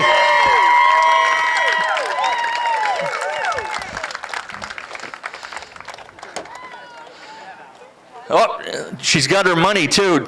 Yep, she got a crisp $100 bill sitting in the seat right there. This girl's getting rich. Who's betting against you this time? This one's from Travis Fish. I don't even know how this started, but it's pretty awesome. You're not going to turn that down, are you? Does winning get old yet? No. Not one bit. Good. But I tell you what, Max made you earn it. Talk about those few laps when you had him on your tail. I imagine Travis was right in your ear the whole time. Oh, yeah. Yeah, that was awesome. That was close, though. Good, hard racing. That's what I like. It's the way I want to win. You know, I don't want it to be easy. But, yeah, thank you for racing me clean. That was awesome. All right. Who you want to thank on this victory? William Muddering, R&K Auto, Anthony Automotive, Folsom Lawn Care, Folsom Properties, Water's Edge, Central Maine Crane, Maine Mountain Timber Frame, Central Maine Equipment and Motorsports, Pingham's Cove Marine, Whitney Automotive, Liz, and my crew, Travis, Papa, and Mom. Couldn't do it without all of them. All right, show them that $100 bill right there, okay? Chastity Shorty's your feature winner, win number 5 on the season. Max Parlin. Max, you guys are coming to life. You guys have found some speed here in the last couple of races. Talk about what's kind of brought this on for you. I mean, we've been working hard, we've been practicing a lot, but other than that, I think we're doing real good. And you know, you might even say perhaps the 26 had a little more speed than the 19. Is it a little frustrating, or does it motivate you to finally get one past her? I'm just happy I got second. I'm happy to be here, but yeah, I think we were a bit faster than I just couldn't get her. She did a good job. All right, who are you thanking on this one? Adam, Spring and Curtis, Tuttle's Energy, Bunker Hill, Grant, Papa, Dad, Sam, and Mom. All right, excellent job. Max Parlin. Frank, good job there in the number 26. And Rowdy Romano, we kind of start calling you Mr. Opportunity, man. Mired back in a battle about a half a track behind, and all of a sudden it's a race for a podium. What do you think about that? It was a lot of fun. I'm so exhausted right now from trying to drive the thing on the outside for as long as I did. I don't know how I didn't loop it, or Sam ended up getting the best of me, but I had a lot of fun and glad to be here. Yeah, you and Sam put on a heck of a battle back there. Who are you thanking on this finish? I like to thank my dad and Stevenson's Land Management, but I like to thank my dad the most for buying me this car and making it go so good. Great job, Rowdy. Great job. Rowdy Romano, Max Parlin, and Chastity Shorty, your top 3 in the County Trust 4-cylinder pros.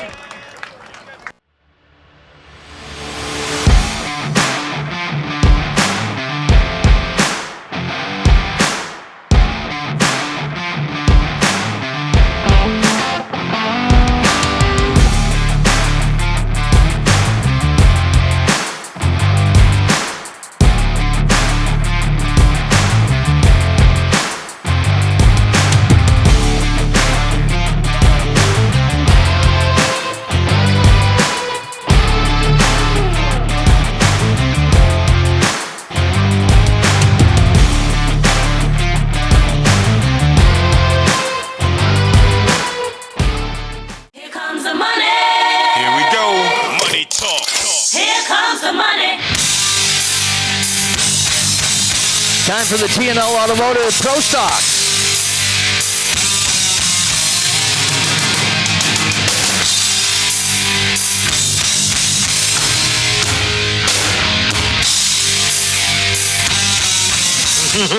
Yeah.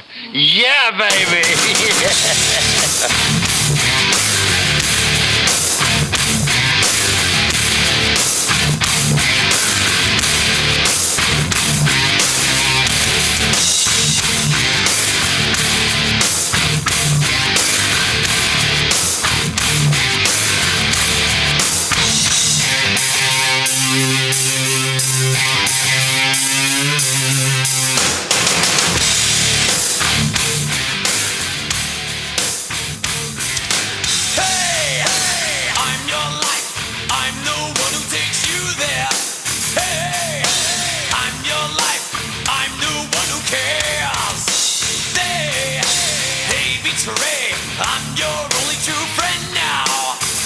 Lineup has Logan Melcher at the point in the number 41 to his outside, Andy Gilbert in the 17. Then comes the number 14 of Josh St. Clair to his outside, Stephen Chicoine in the 01. Charlie Colby in the number 17 with David Getchell in the number 88. Then comes the 15 of Nick Hinckley to his outside. Kelly Moore, the point leader coming into the weekend. Tiger Colby in the 78 and the 02 of Shane Lane.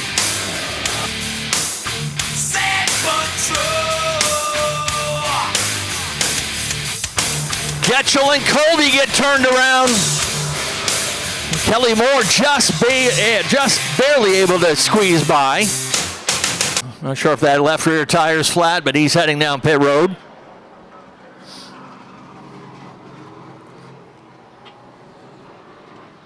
Hey, if you hear your name, go see Penny at the Kids Club table. We're looking for Jonathan Bailey, Haley LaPointe, Tobig's Wright, Bailey Briggs, Owen Wright, Jenna LaPointe, Paisley Smiley, and Henry Melcher. Logan Bailey, Haley LaPointe, Tobig's Wright, Bailey Briggs, Owen Wright, Jenna LaPointe, Paisley Smiley, and Henry Melcher. Go see Penny at the Kids Club table.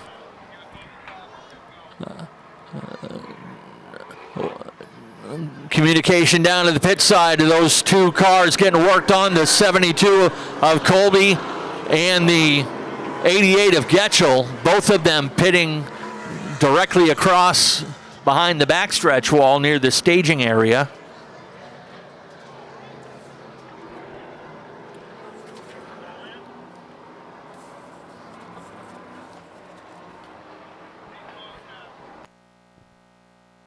Colby's back on the track. Not sure if they're going to get Getchell back. It looked like he just may have had a flat tire.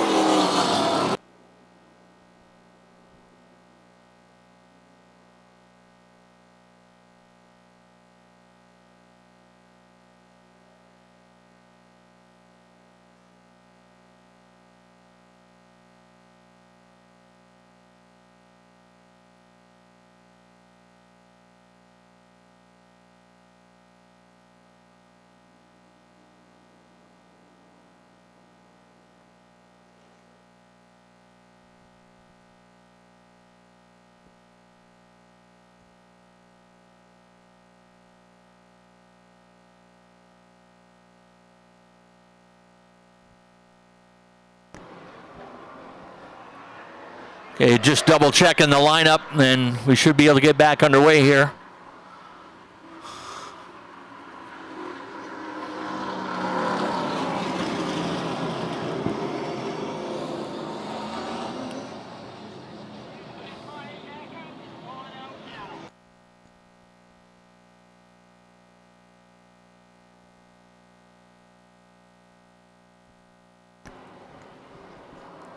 '88 of Getchell is back. I believe lineup is set.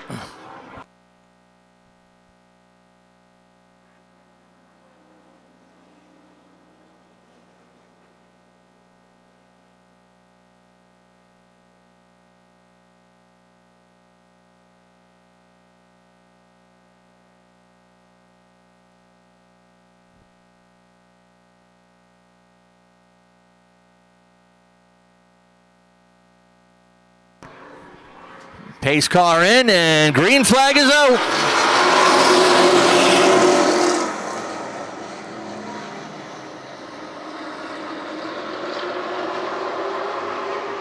Logan Melcher and Andy Gilbert leading them down through turn 3 and 4. Logan Melcher does not have a feature win yet this year, but he's been on the podium 4 times.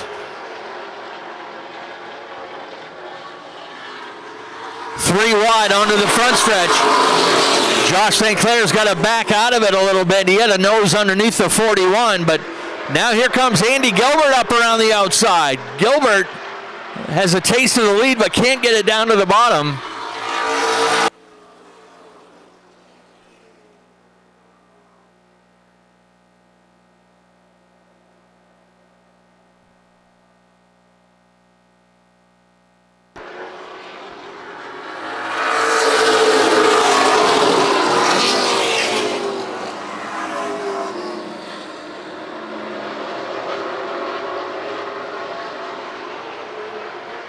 Melcher, St. Clair, Gilbert, 1, 2, 3, side by side for 4th between Stephen Chicoine in the 01 and Tiger Colby in the 78.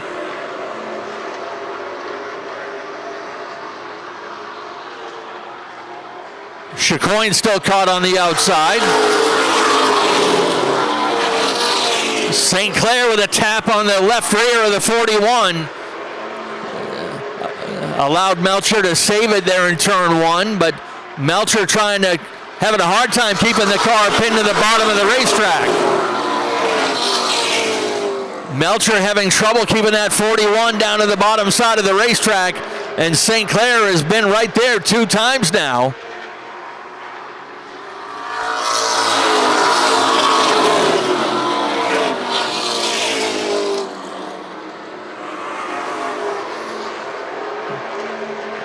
Logan gave up the bottom last time through, but St. Clair not there to capitalize.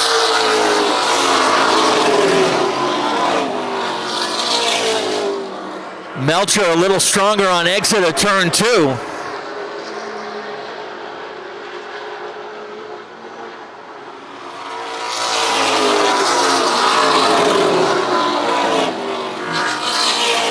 Logan finding some grip there on the high side.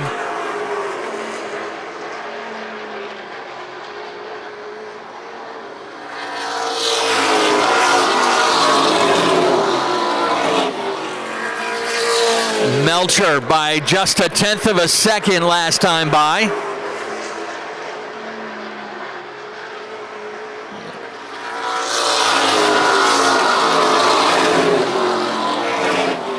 Josh a little better on corner entry. Melcher much better on corner exit. Great game between those 2 veteran drivers.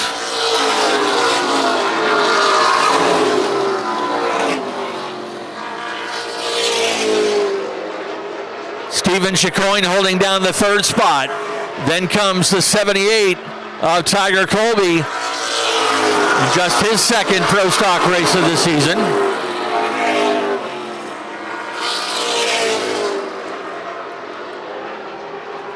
A little further back in the field, Kelly Moore and Nick Hinckley have been locked in a battle much of the race.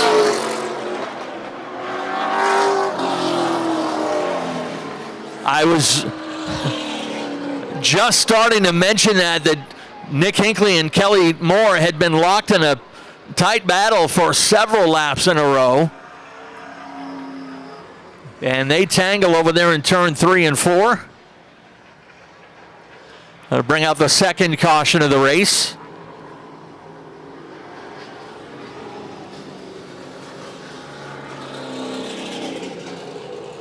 Coming into the weekend, Kelly Moore with a 10-point lead in the division over Nick Hinckley and Logan Melcher, who are tied for 2nd. Just 10 points separating the top 3 drivers in this class. Stephen Chicoine certainly within striking distance. Chicoine there in the 0-1 comes into the weekend 4th in points, that is, 34 behind Kelly Moore.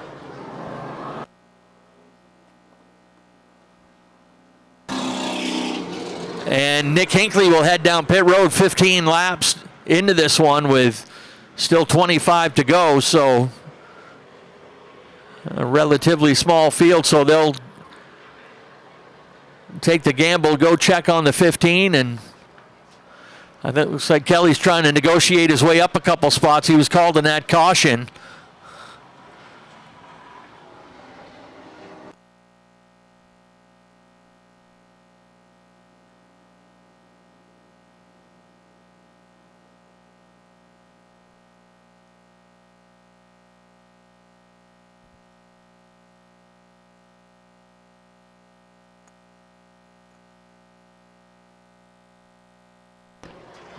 Hinckley on his way back.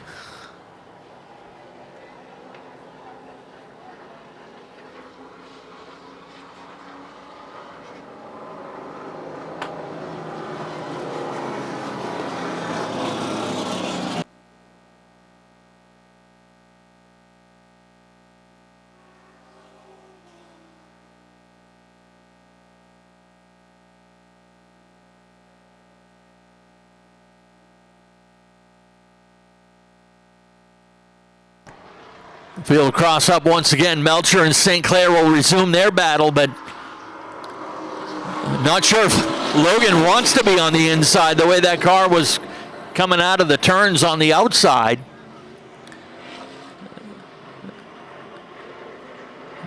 Josh will have a chance to test that outside lane.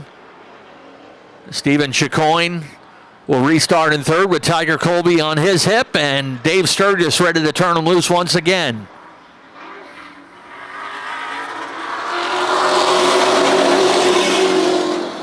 Melcher leans on St. Clair into turn 1 and 2. Josh with a little advantage on the high side. Melcher trying to squeeze in there.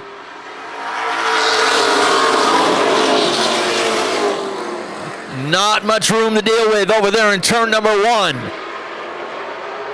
Melcher's car has been really free coming out of the turns, and he's got no room as St. Clair keeps him pinned low.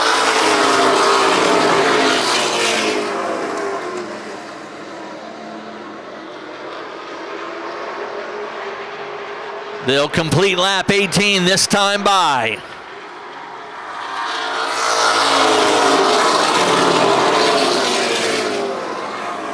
Stephen Chicoine able to dispose of the 78 of Tiger Colby.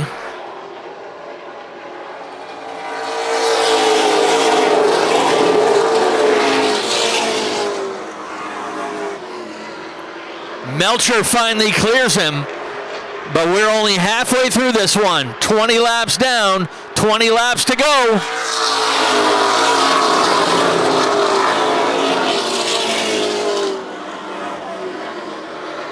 And they're right back at it. St. Clair again a little bit better into the corner. Melcher a little bit better out of the corner.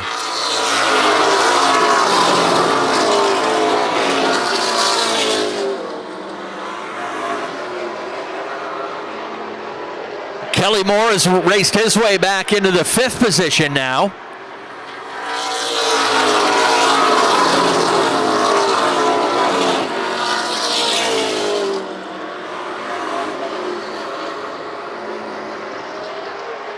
Back and forth they go up in the lead pair.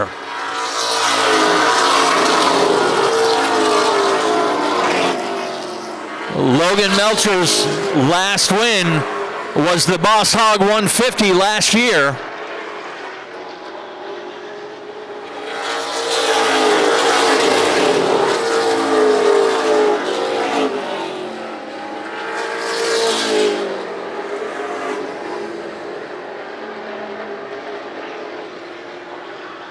Here comes Tiger Colby now on the outside of Stephen Chicoine.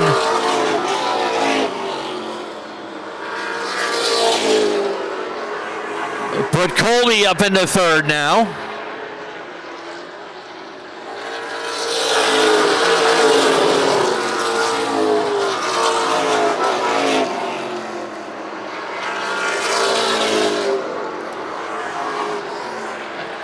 Now Kelly Moore ready to challenge Stephen Chicoine for the 4th position.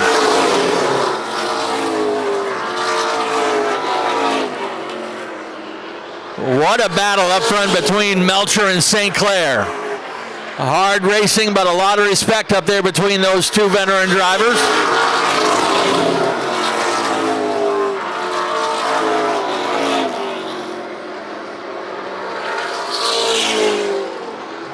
Kelly Moore drives around Stephen Chicoine into the 4th position.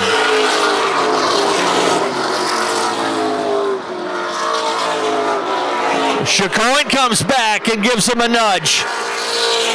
This time by 10 laps to go.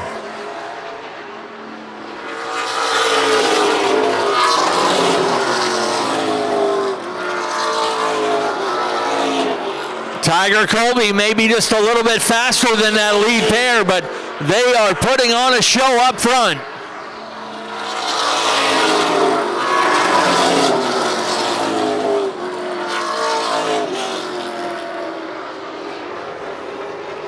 Charlie Colby heads down pit road. He'll drop out early.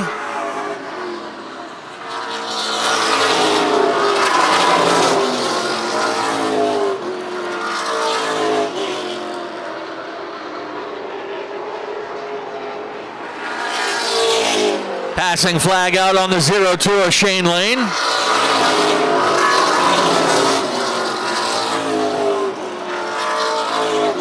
Tiger starting to sneak in there, looks to the outside of Josh St. Clair. Side by side for second.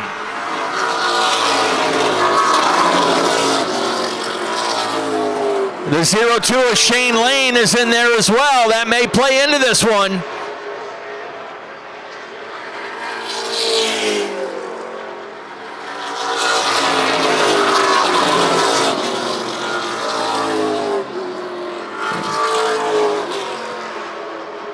Tiger Colby looking for a second straight Pro Stock podium, maybe his first Pro Stock win.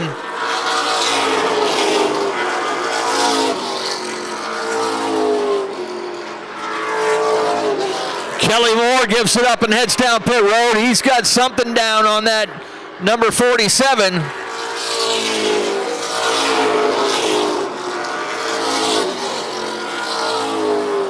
And Tiger Colby has a look to the inside. We've got 2 laps to go this time by. Colby and Melcher get together out of turn 4.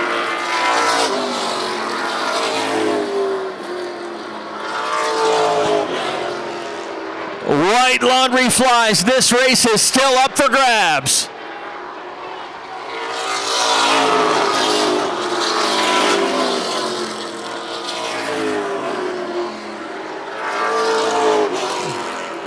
Colby backs off. Melcher will cruise to the feature win.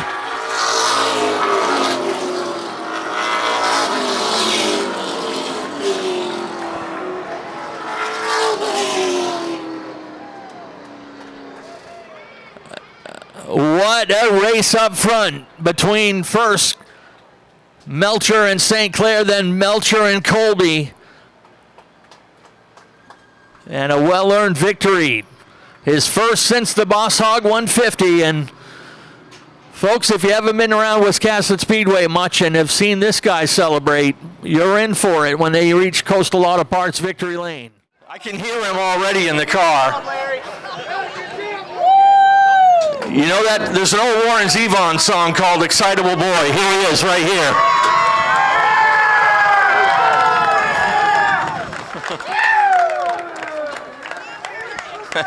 And King Henry is the first to meet him at the car.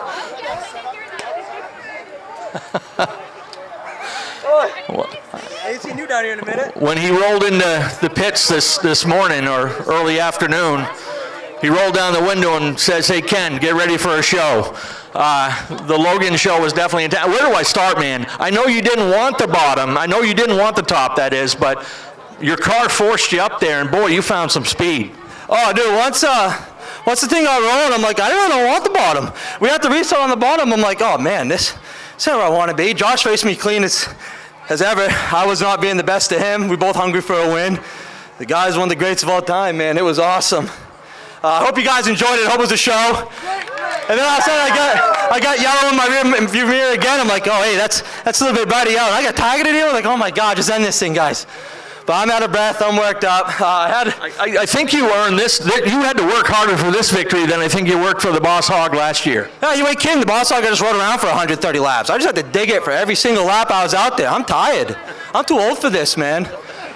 But, what you got? What you got? I had a buddy of mine, Darcy. He lost his stepdad, Brian Murphy. I had him with me in the car. He helped guide us to the win. I had a new spotter today. My buddy Brandon Farron never spotted it in his life and just absolutely slammed it. Nailed it. TNL Automotive, I finally got to win a race in our class that we sponsor. That feels good. Trudy's Garden, Jeff Trudy Marshall. I got the Bright family, Gary, Katrina, Tyler Jervis are here. Their boy Carson, Buck Sand and Gravel, Hilltop, Distance Race Cars, Jeff Taylor. I couldn't do this without him, man. And guys like you come here every week and you help us just do this. Thank you. All right, Logan Melcher right there, first win of the season.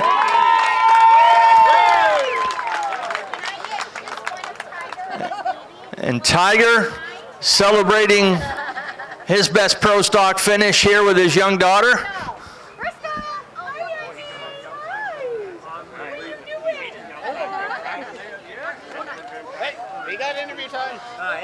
All right, hurry up. No, you're good. Quick.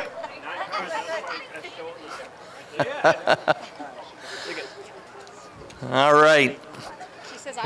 He handed the baby back, but not the trophy. Here we go.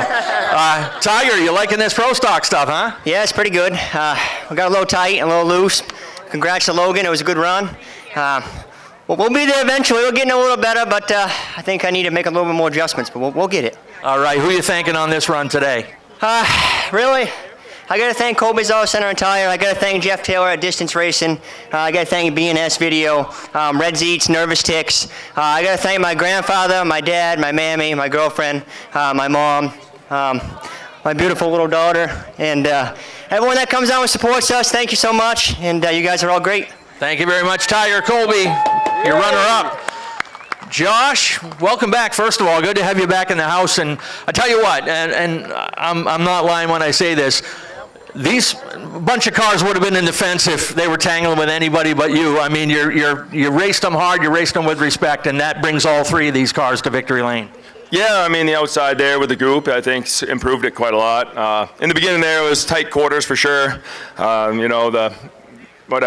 then Logan got up in the high side there, and I was just bound up too much around the bottom, no drive off. So looked like he had really good entry speed, but really couldn't get the bite off. Yeah, I worked on it all day. I didn't have any drive, and we got it a lot better at the end. And then my spotter told me Tiger was looking outside, and I knew it was trouble.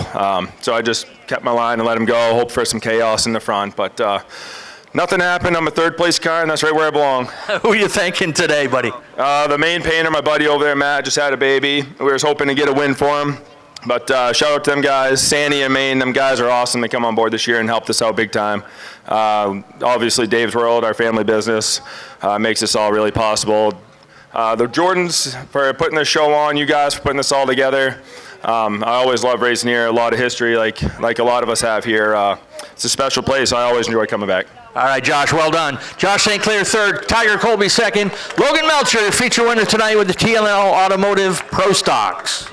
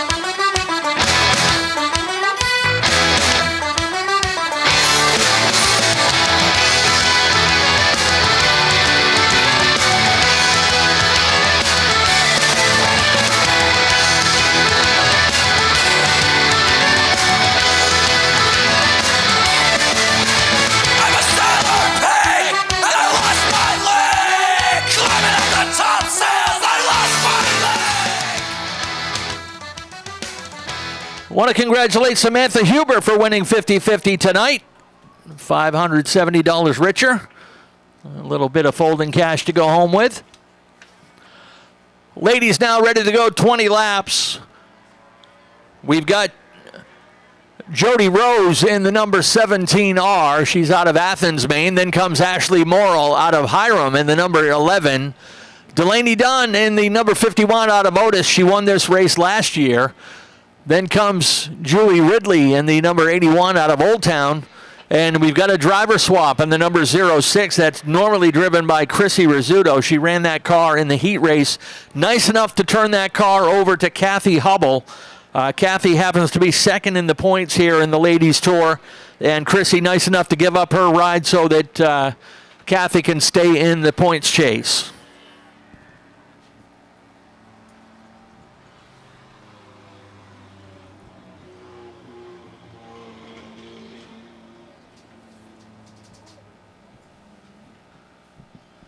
Appreciate Betty Nelson and her whole crew from the Ladies Acceleration Tour.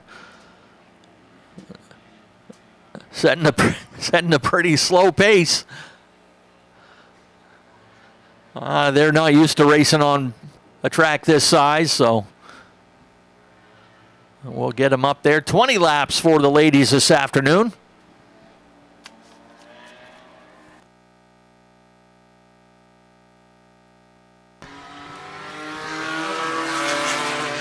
Dave Sturgis gives them the green, and we're off and running.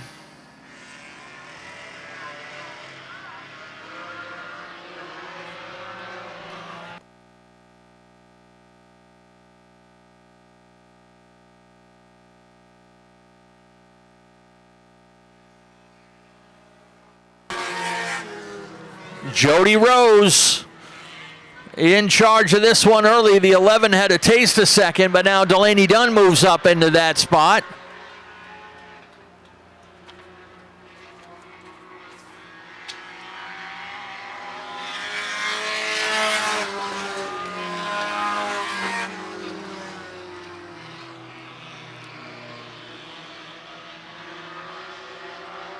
Again, some of these drivers coming up from New Hampshire to join the ladies tour race today. Oh, Jody Rose got a little out of shape. Going to give that lead spot over to Delaney Dunn.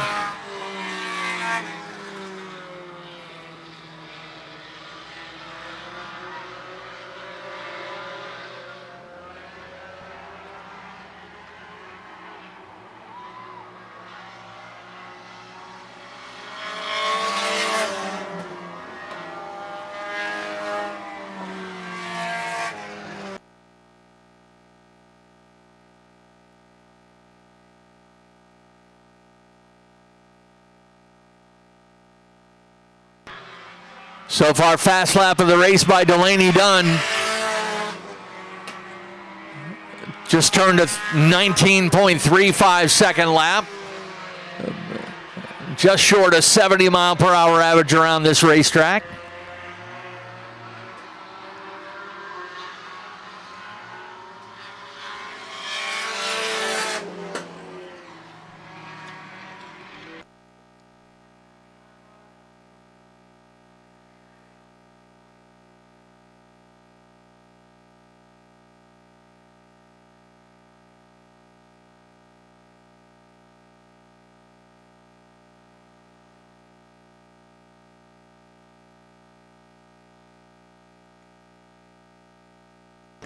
'17 goes around, was running in second at the time.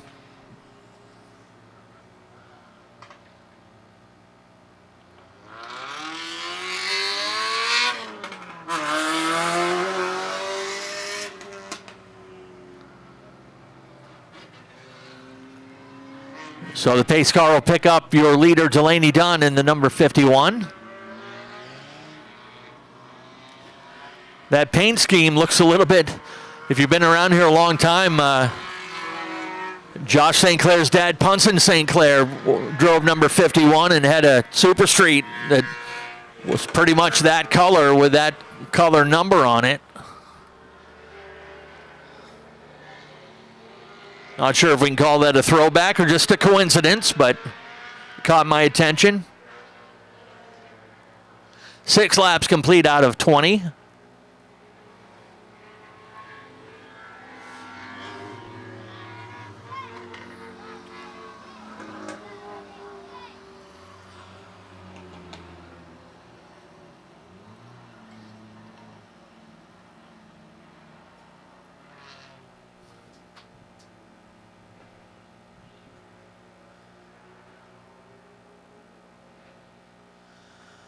All right, cars are caught up, but I believe we're going to stay under caution pace one more time around. Got a couple birthdays to pass along. We had mentioned to you that it was Austin Spencer's birthday coming up on Tuesday. Also, says here, happy birthday, Amy. Love, Terry, and Mom. And a happy 12th birthday to Liam Hunter.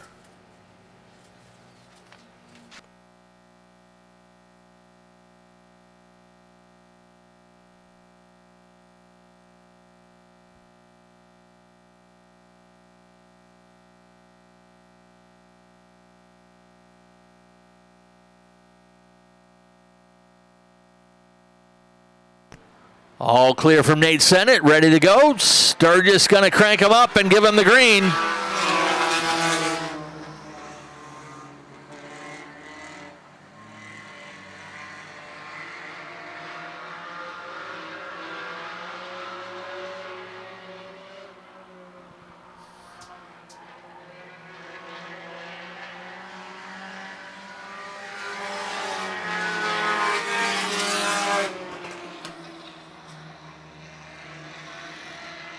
Delaney Dunn once again out to a big lead. Now Ashley Morrill is taking second. Kathy Hubble running in third right now. Jody Rose starting to make up some ground on the high side.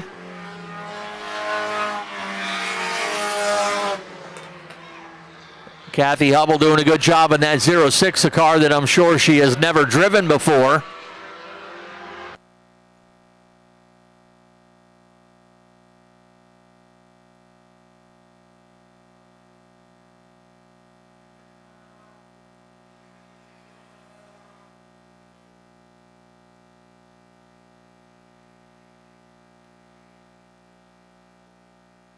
This time by halfway, 10 laps down, 10 laps to go. Third place still up for grabs with Jody Rose, but she gets it out of shape again coming through turn 4.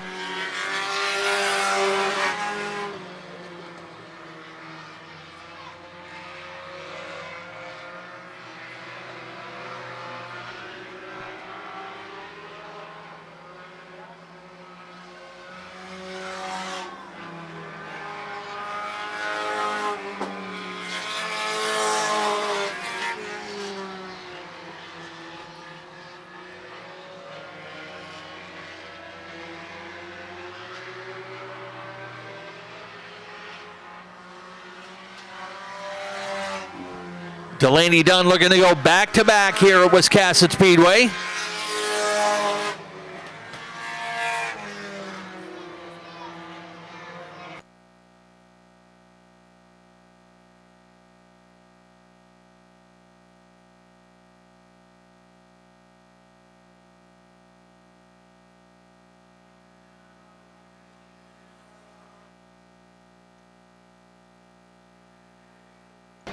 Looks like Jody Rose maybe just a little bit faster in that 17, but they'll have 6 laps to go when they cross the stripe this next time. And Rose got out of shape again in turn 4.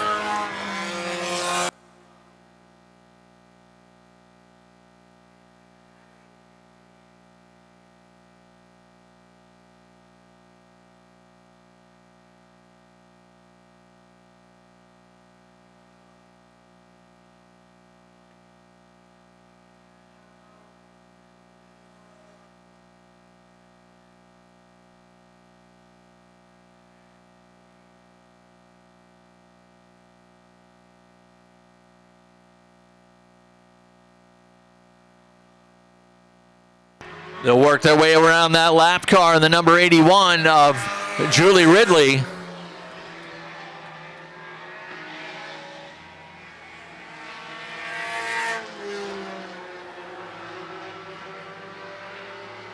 Delaney Dunn has built herself up a large lead. And we'll keep our eye on this second place battle. That lead up over 7 seconds now, and 2 laps to go when she gets to the stripe.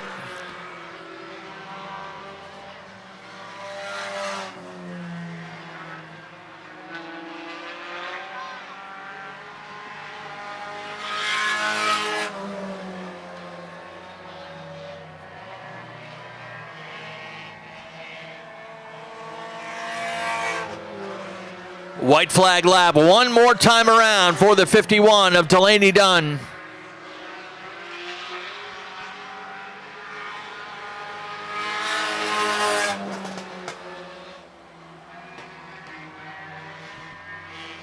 Final time through turn 3 and 4. Checkered flag will wave, and back-to-back wins for Delaney Dunn. Here comes your second and third place battle.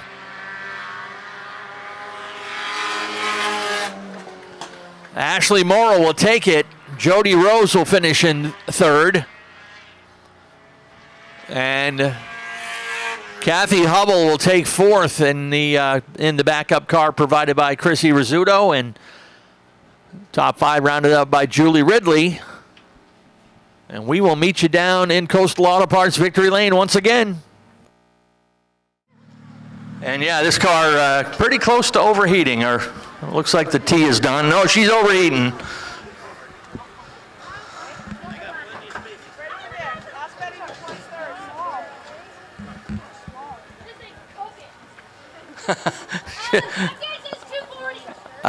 She said temperature's 240. I'm cooking in here.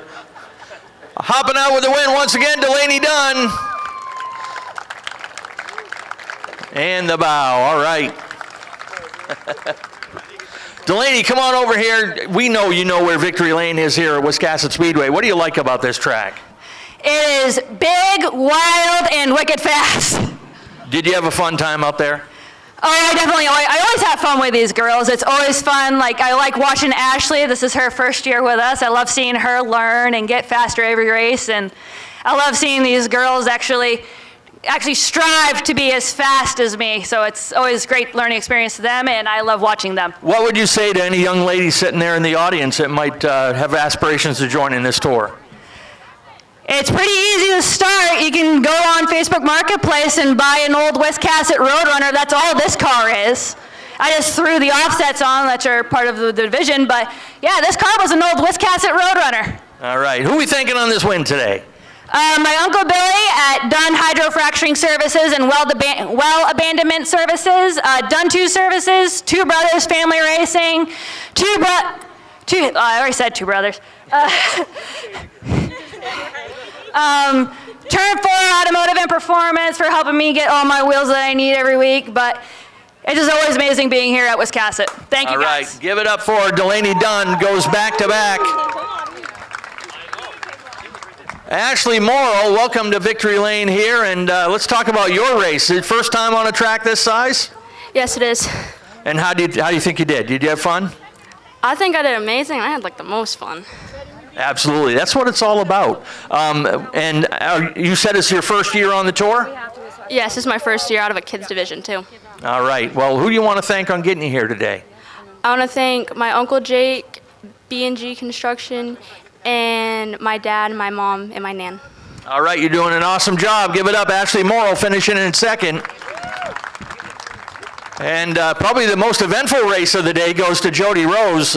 Jody, you might have been a little faster than the 11, but your nemesis is over there in turn 4. Talk about that. Yeah, turn 4 is definitely a nemesis of mine. Likes to get a loose out there. Went for a ride, almost for a couple. But here you are, and you're smiling. That's what all that counts. Who you want to thank on your finish today? I need to thank my dad, my husband, my brother-in-law, my uncle, my boys, Bueno Petito Mexican Grill, Toonie Looney Inflatables, MRE Enterprise, Old Stuff Construction Plus, R. Lancaster Stump Removal, and the Tint Girl. All right, great job right there. Jody Rose brings it home in third. Ashley Morrill second, and Delaney Dunn, your winner today with the Ladies Acceleration Tour. Give it up for them one more time. Thank you, girls.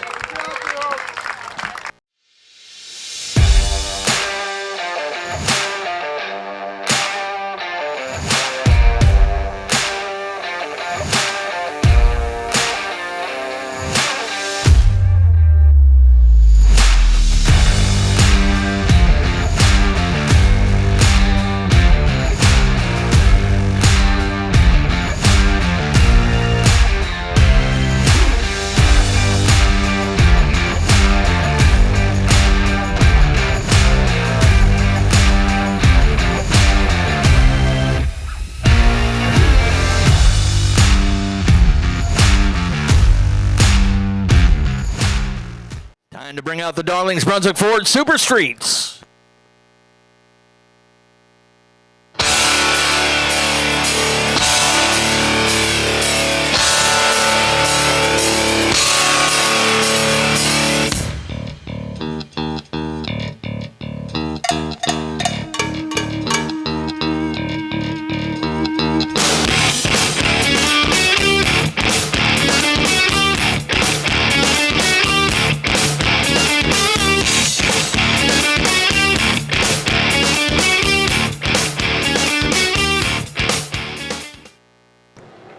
Laps the regular distance today for the Super Streets.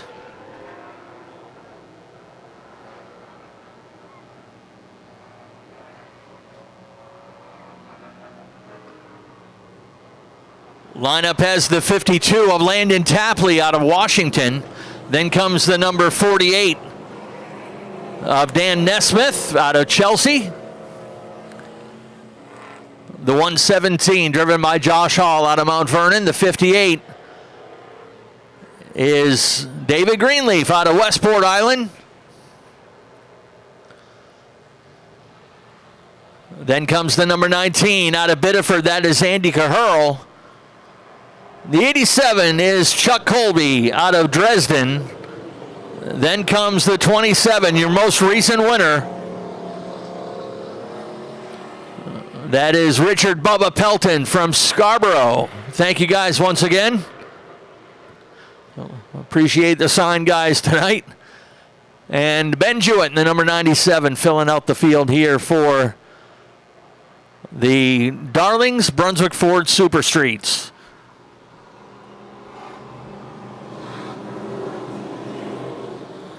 I believe over at Darlings at Cook's Corner, they had a car show today. They put on a big car show every year. One of our newest sponsors here at Wiscasset Speedway, and they will be sponsoring our birthday night in 2 weeks. All righty, Landon Tapley and Dan Nesmith ready to go. Green flag is out.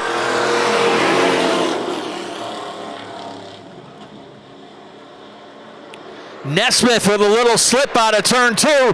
We're going to go 3 wide into the turn, and that is not going to work.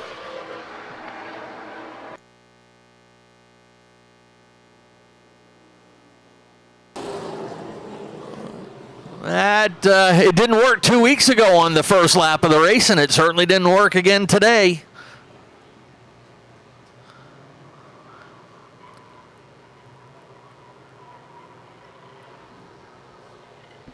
Bubba Pelton can't go anywhere. Looks like he's going to... Well, he was going to bring it to the infield, but found a curbing there. Not sure if he's got any steering on that thing. Andy Caherl will head down pit road.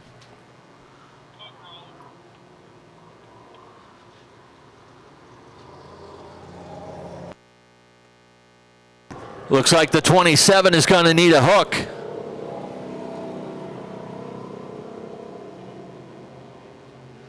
Yeah, they had a first lap tangle 2 weeks ago here with the Super Streets, and I guess lesson not learned here on this evening's Super Street feature. Back to the original starting lineup minus the 27 of Pelton. Caherl has gone into the pits. He was involved in that as well. You see the right front damage on the 58.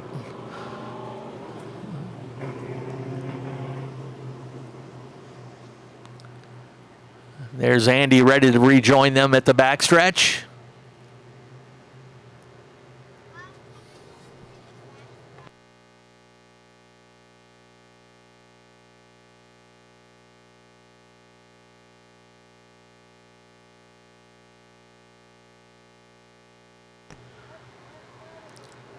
As we mentioned, this division brought to you by Darlings Brunswick Ford Cook's Corner, where Maine drivers find trucks and SUVs built for our roads, our weather, and our way of life. Whether you're hauling, towing, or just getting the family around, Darlings has the Ford that fits your day. They have friendly people, fair deals, and service that keeps you rolling. Darlings Brunswick Ford, you love the way they make you feel.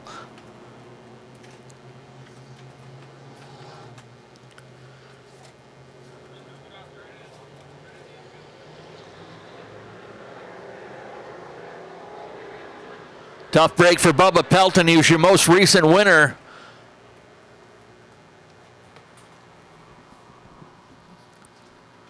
And that won't be happening today for the former champion.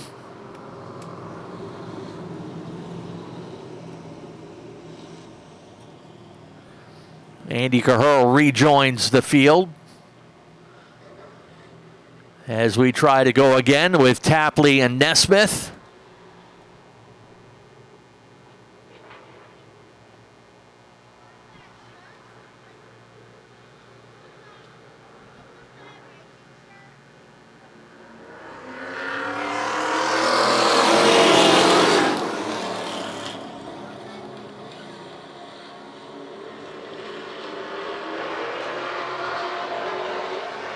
Landon Tapley will bring the pack around first time as the leader.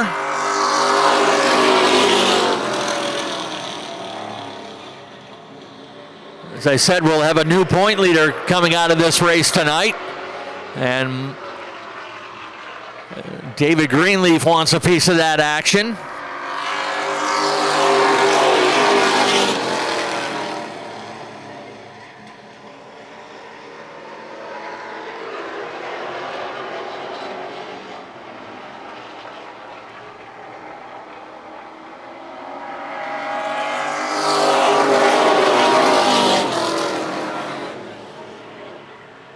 Noah had a 38-point lead coming into this weekend.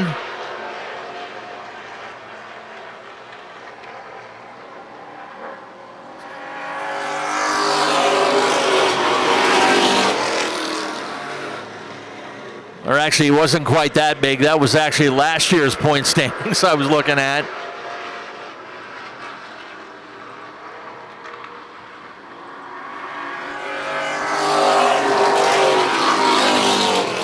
Yeah, this year, this weekend, Haggett had a 4-point lead.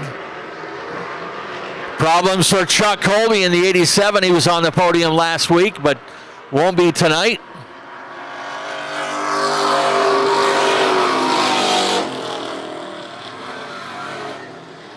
David Greenleaf looking for any way to get by that 52 of Landon Tapley.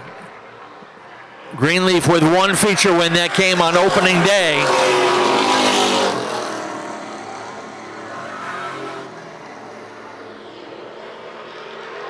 Good momentum on the outside as they come around to complete lap 8.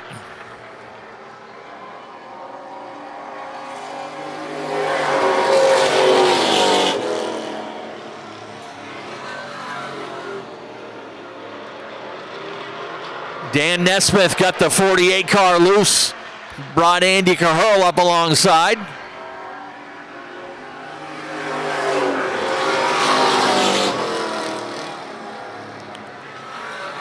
Side by side for the lead, side by side for third. Tapley and Greenleaf make contact in turn 4.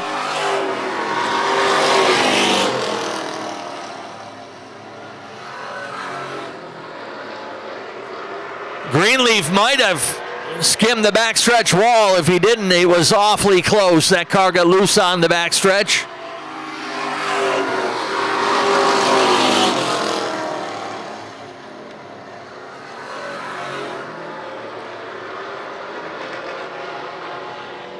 Andy Caherl's got third all to himself.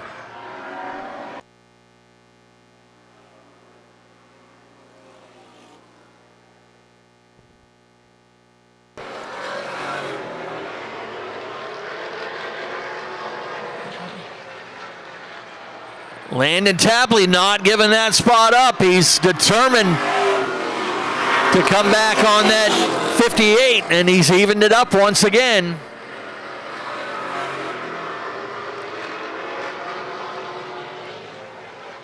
Margin of the lead, 6/100ths of a second.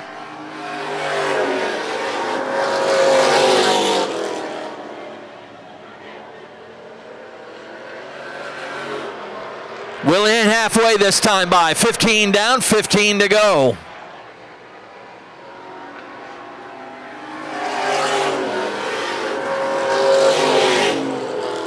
Greenleaf finally able to wrestle the lead away for himself and pulls away a car length on the 52. Andy Caherl actually the fastest out of that trio.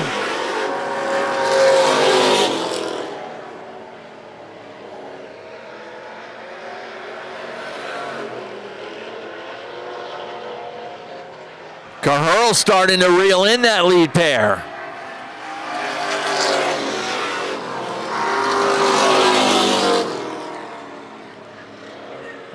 Landon Tapley, winner of last year's Strictly Shootout.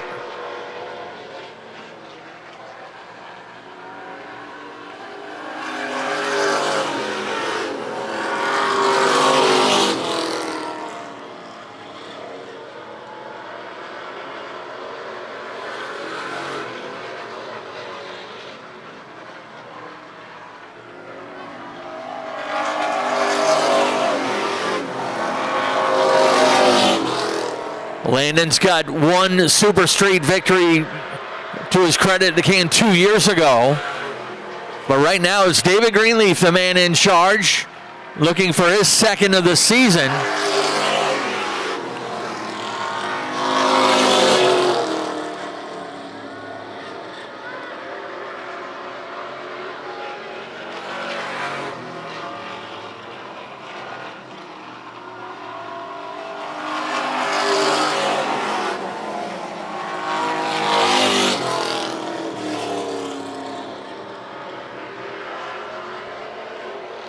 Andy Caherl now within a couple car lengths of Landon Tapley.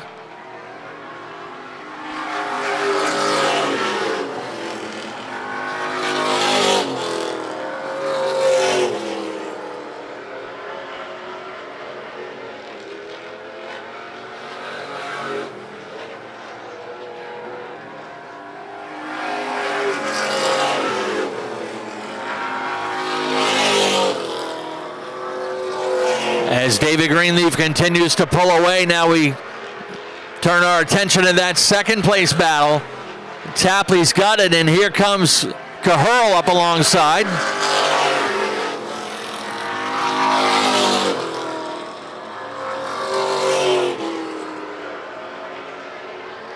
Five laps to go this time, and we are even up for second and third.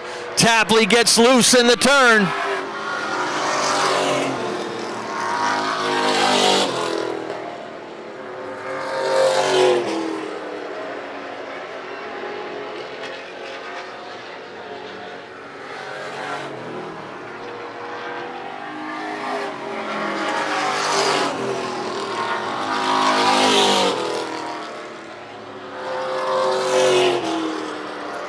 Laps winding down and running out of time for Caherl to chase down David Greenleaf.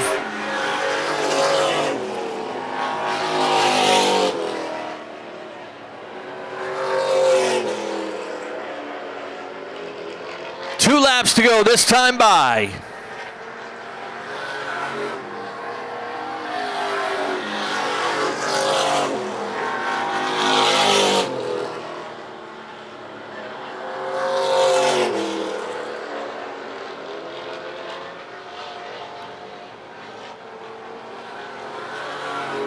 One more time around for David Greenleaf, trying to pick up win number 2. His lead is 0.8 of a second, and that is where they will finish. David Greenleaf gets win number 2. Andy Caherl second, Landon Tapley third.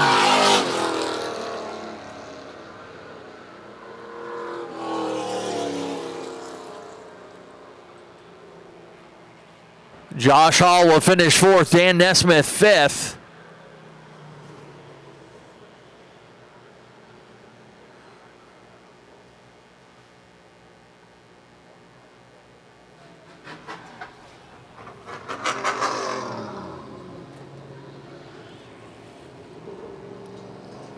Looks like everyone took a little bit of damage in that first lap scuffle, but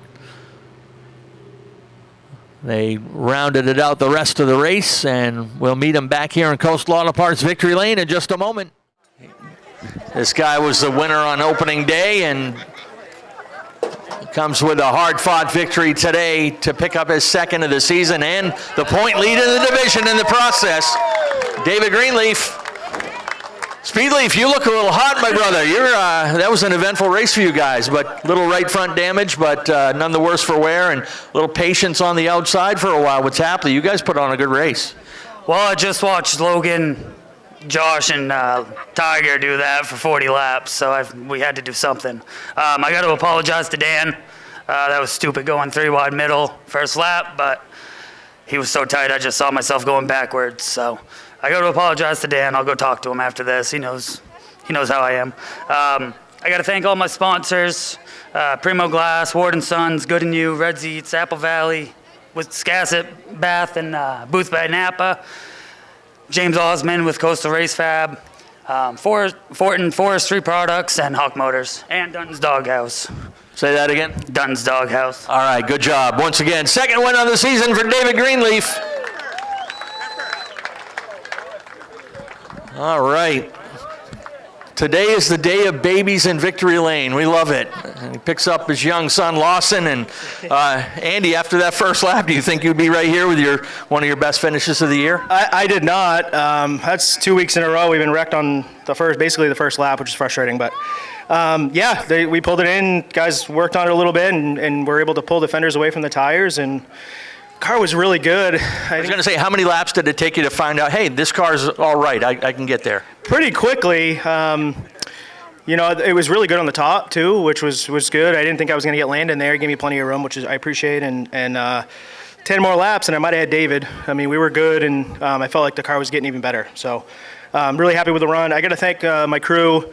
Steve, we have a kind of a skeleton crew today. Everybody's at Brett Osmond's wedding, so congratulations to those two. So Steve Benacasa came and helped us today. So really appreciate everyone's help. I got to thank Rundle House of Pizza, Bob's Auto Service, Bob's Screen Printer, Binga's, K&A Property Services. Shout out to Black Flag Podcasts.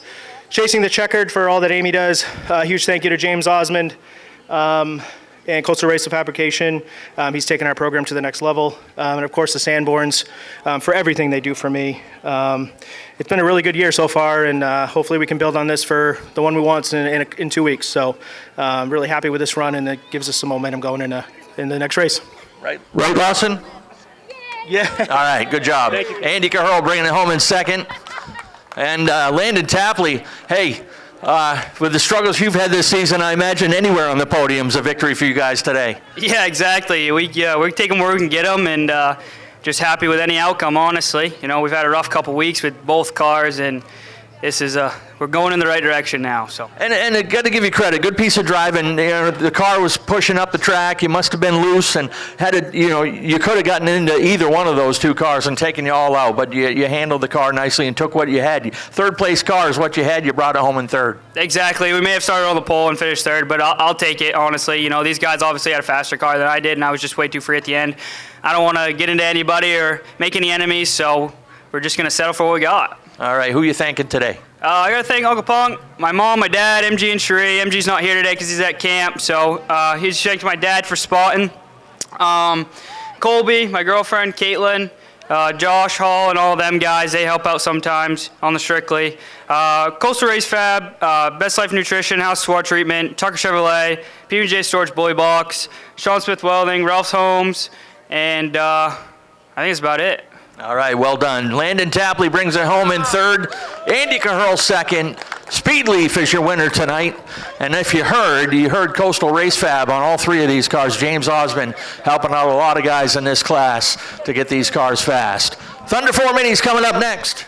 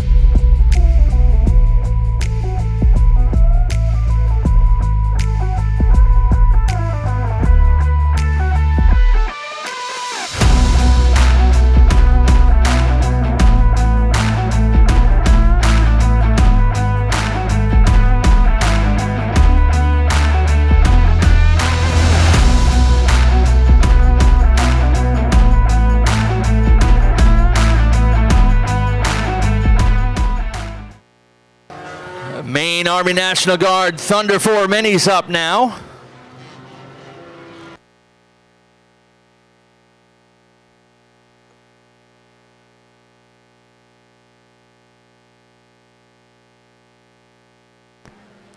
Lineup has Jeff Farrington at the point in the 0 out of Alna. Then comes Donnie Fletcher out of Farmington in the 88.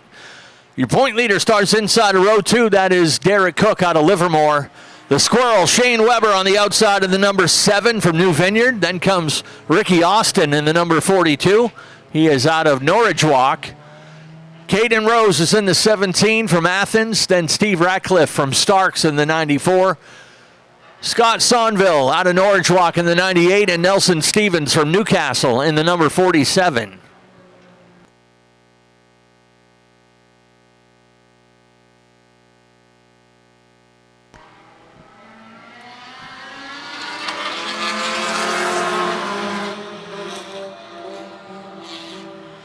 Off and running 25 laps today for the Thunder 4 Minis.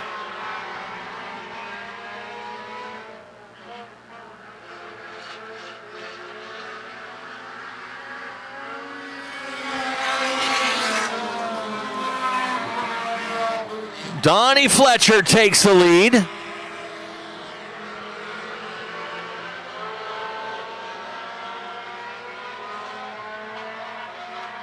Farrington and Cook going after it again. They've tangled a few times this season.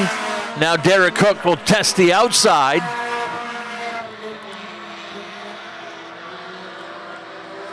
Ricky Austin waiting to find out which lane to choose as he follows that battle for second and third.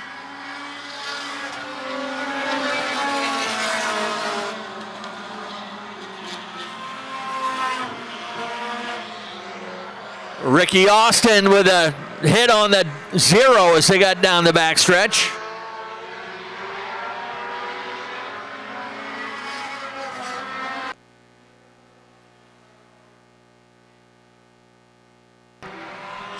A lot of action happening back there in the pack. The beauty of front-wheel drive, these guys can just keep the hammer down and pull the car whichever way they need to go.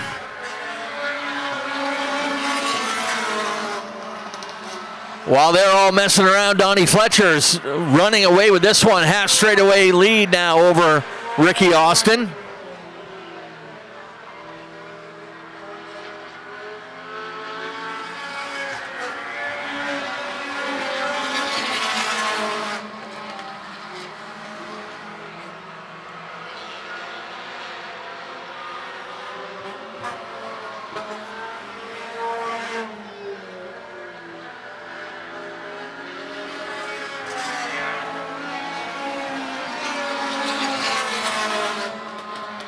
Ricky Austin a little bit faster than Fletcher, but Fletcher still maintaining a lead about a full second.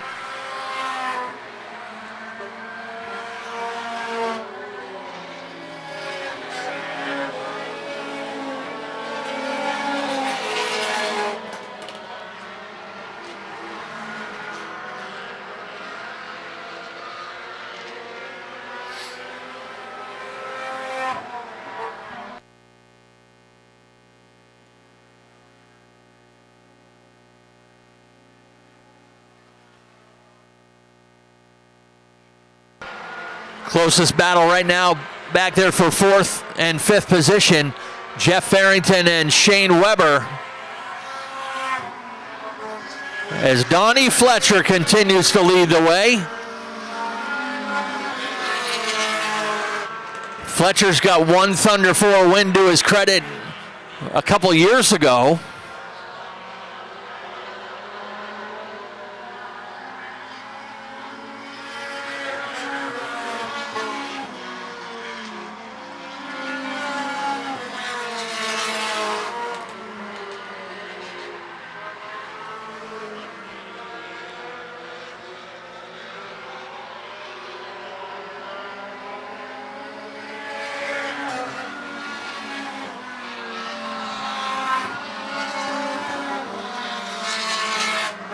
Halfway this time. Donnie Fletcher and now Ricky Austin right there on his heels. Don't count out Derek Cook in the 88.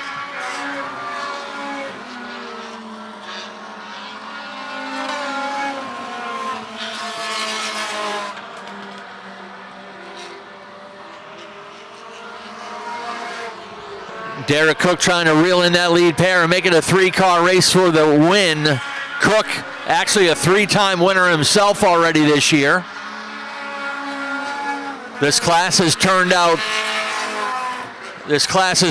4 different winners in the first 6 races.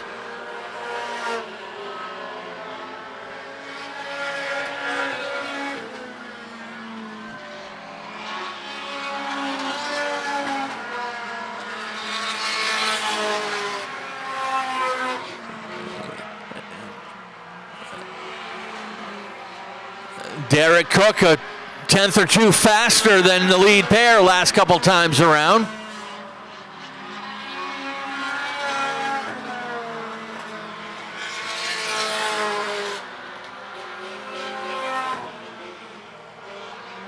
And he has arrived. It's now a 3-car race for the win. And Ricky Austin says it's go time. He'll jump up to the outside of Donnie Fletcher. They'll go even up down to turn 3.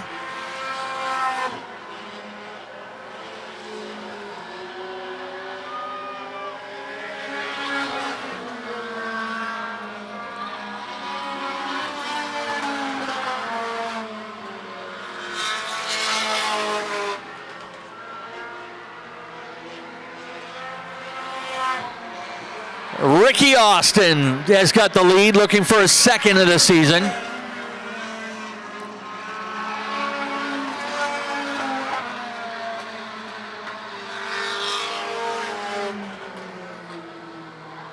Five laps to go this time by. 20 down, 5 to go.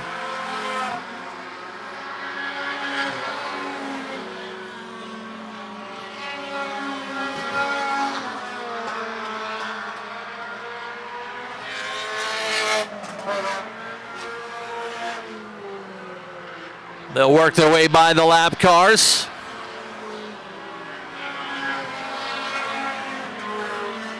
A couple of these guys planning to load up and head back up to Unity to try to catch the last race in their show today. Trying to race the double between 2 tracks.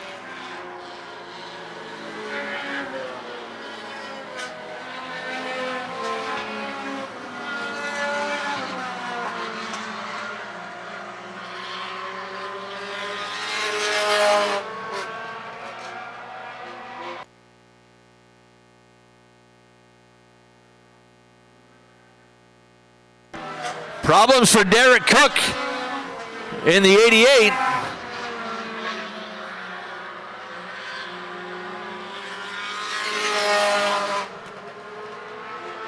He is dropping off the pace, and Jeff Farrington sneaks in there to grab the runner-up spot.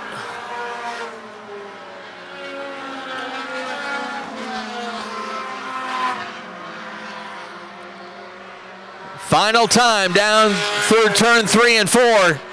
Checkered flag will fly. Ricky Austin gets his 2nd of the season.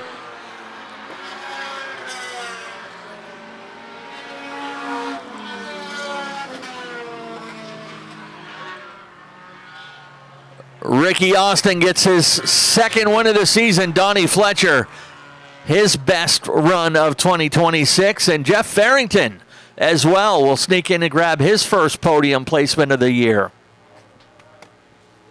Hey folks, as we get ready to head down to Victory Lane once again, I want to remind you that we're raffling off an Enduro car for the benefit of the Dean Snell Cancer Foundation. It's all part of our Racing Cancer fundraiser that Penny Shred is putting on once again. I believe this is the 8th year for this, and we're on the verge of crossing the $100,000 threshold of money raised for the Dean Snell Cancer Foundation.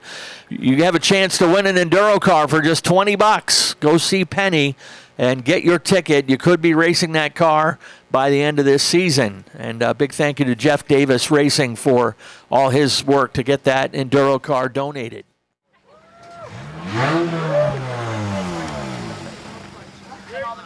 There he is. He's all ready to hop out and show that checkered flag. Ricky Austin, beautiful looking race car as always. People say green is a bad luck color, but boy, you're making that not look too good. Green has always been my favorite color, and I think it's my good luck charm. It's been a great season, 2 wins now. Unfortunately, you missed a couple of races. You could have been right in the thick of this whole points battle. I know. I started the year playing around with the black car, and I should have just brought this one out right from the gate, definitely. And talk about your run today. Looks like just a matter of patience, letting things sort out, and a pretty chaotic first few laps. Yeah, the car's been really good. I mean, so it pays to have patience so it can make it to the end of the race. I don't even know what's different about it than last year. I couldn't get the car to go here at all. Maybe it's me. I don't know. All right, who are you thanking on this victory? I'd like to thank Mid-Main Painting and Remodeling, Everett's Tire, Skowhegan Equipment Rental, Karen's Towing out of New Hampshire, and I also have another New Hampshire sponsor, McKinney Wooden Creations. Shout out to them too.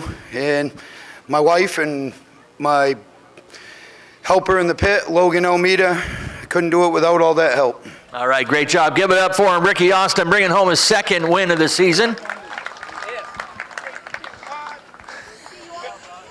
And here comes some of the pit crew.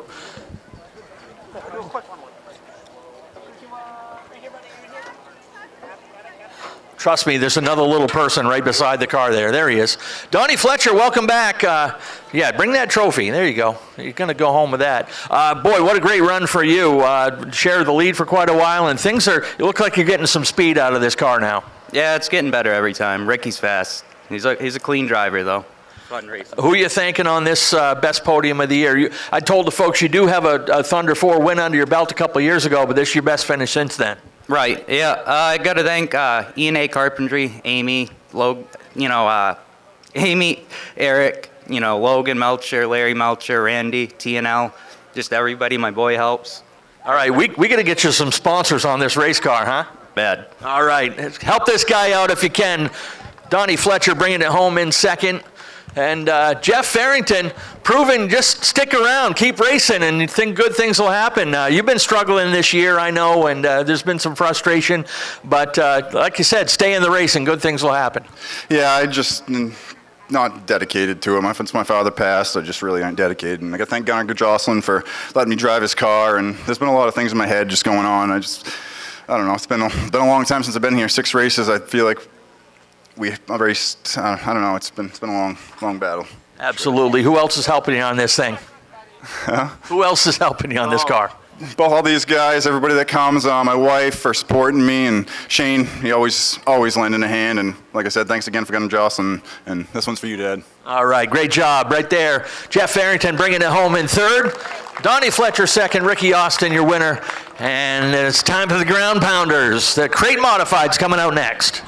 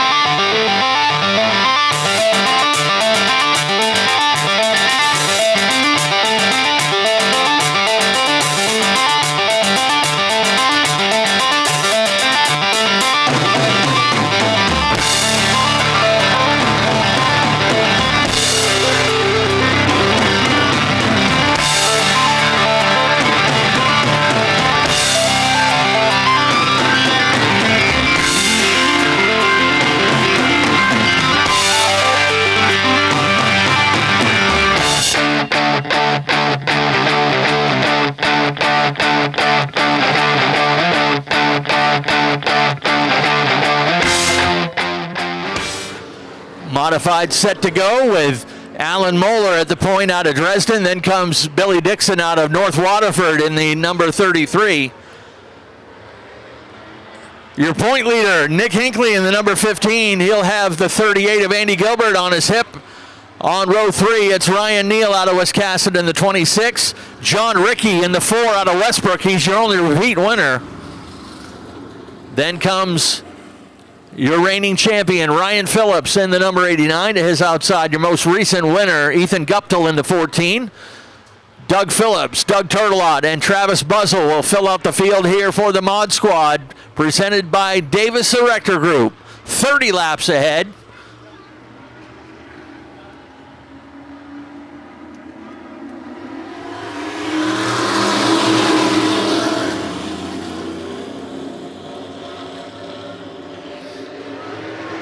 This class has produced 5 different winners in 6 races. Will we have a 6th different winner today?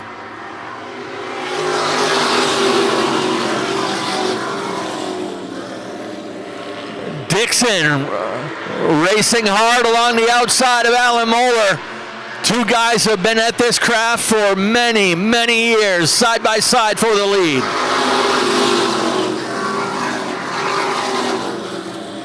Here comes Hinckley up the outside.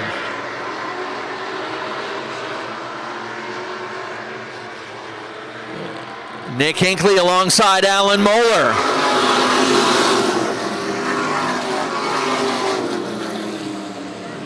Put Dixon into the lead. He's been splitting time in this car with Brad Babb all season long. Brad has won in this car.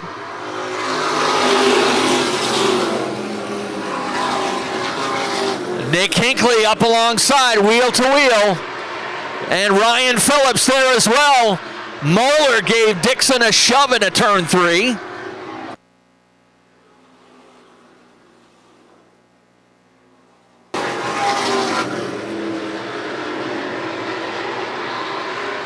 Nick Hinckley with the lead. Ryan Phillips has raced his way up in the 2nd. John Ricky in 3rd. Ricky's the only repeat winner in this division this season with 2 wins.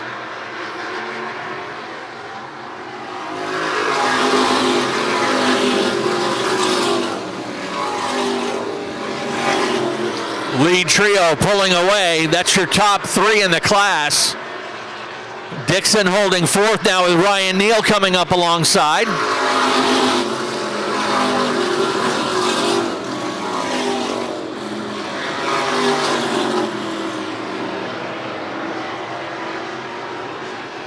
John Ricky tiptoeing up along the outside of Ryan Phillips.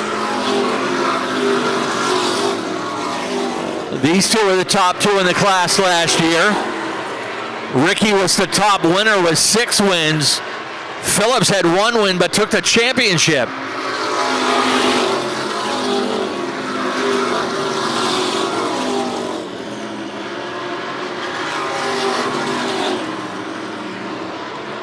John Ricky getting faster and faster each lap.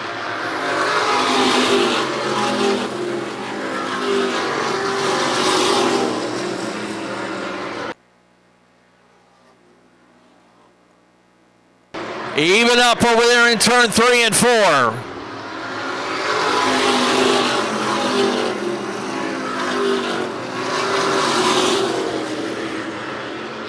John Ricky, good momentum on the high side of Nick Hinckley. Hinckley's been on the podium more than anyone, but still searching for his first win.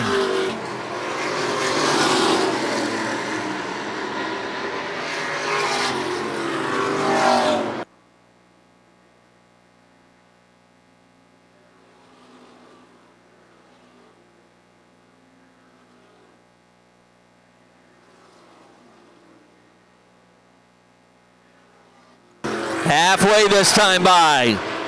15 down, 15 to go.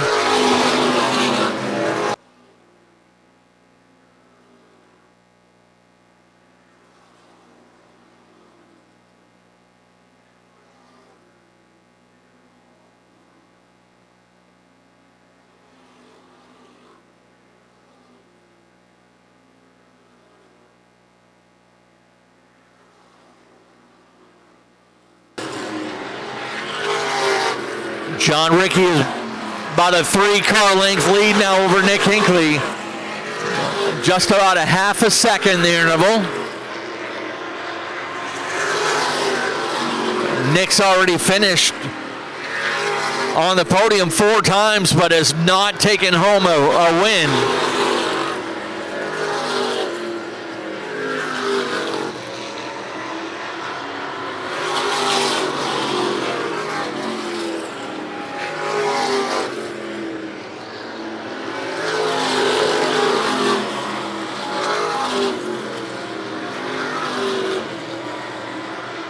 This time by 10 laps to go on the number 4 of John Ricky. 20 laps down, 10 laps to go.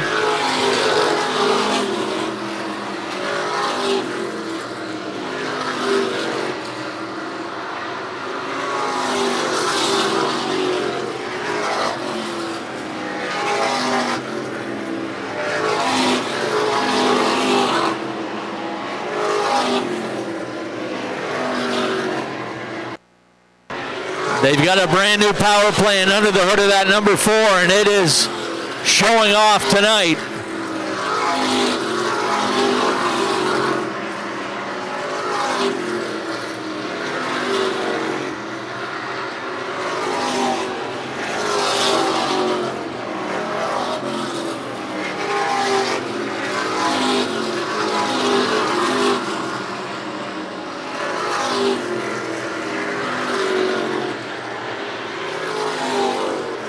Front 3 looks solid in their spots. Third place, Ryan Phillips is about a straightaway ahead of Ryan Neal.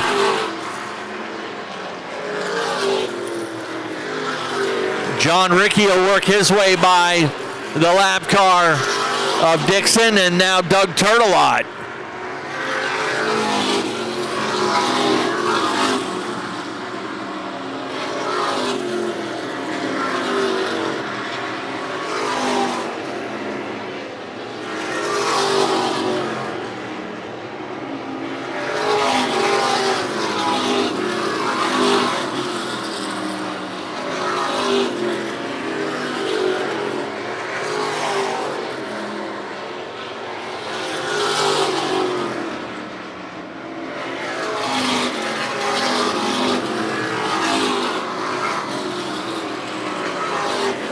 Popsicle sticks ready to fly.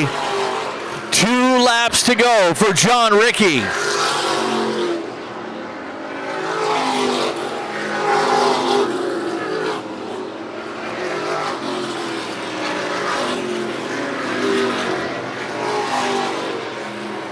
White Laundry will fly this time by. No challenges from behind.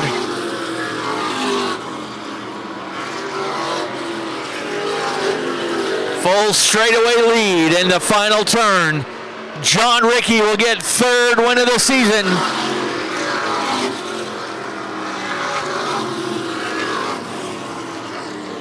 Ricky with the win.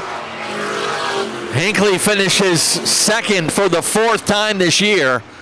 Ryan Phillips will finish in 3rd. Ryan Neal 4th. And Alan Moeller rounds out the top 5 here for your Davis Erector Group Crate Modifieds. And quite a couple of weeks for this young man and his team. Blown Motor lost the point lead 2 weeks ago, and tonight rebounds with a victory, his 3rd of the season. But Nick Hinckley will walk out of here with the point lead once again in the Crate Modifieds. The crew is on their way up to help celebrate. Good job, buddy. Don't forget, folks, back in action next Saturday night. We've got the 350 Smack Super Modifieds in the house next week. The Flappy Birds will be here. Bobby Timmons III looking to defend his title.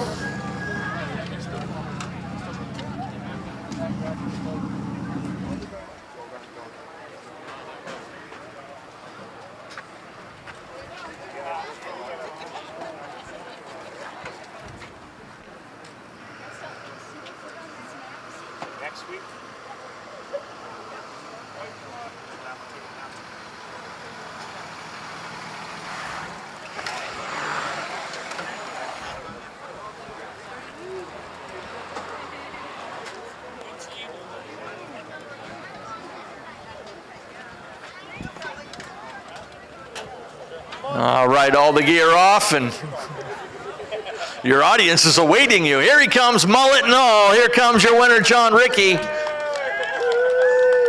A pro-level mullet at that. Well done, young man.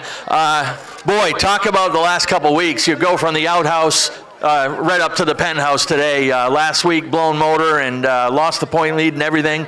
Got a new power plant in this thing, and it was a rocket for sure. Yeah, it was good today. Gotta thank Bobby Timmons for letting us borrow a motor for this week because our motor wasn't gonna be done for this week. But yeah, it was pretty good today.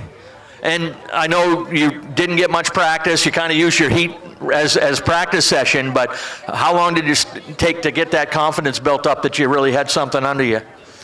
I don't know. It wasn't really great in the heat race. It was pretty tight, but we made some changes for the feature and just gonna send it. So. All right. Who are you thinking on win number 3? It's awesome. I got to thank ES Bolus, Garrett Pillsbury, J. Ricky and Sons, K&G Auto Sales, KDW Landscape, and everybody that comes out to help. And just a little tidbit for tomorrow. You're making your MRS Modified Touring Series debut tomorrow. Talk about that. Yeah, we're going to White Mountain tomorrow. I'm pretty excited about that. That's going to be different. All right, put you up against some of the big boys up there, so good luck to you. Congratulations, John Ricky, your winner tonight, win number 3.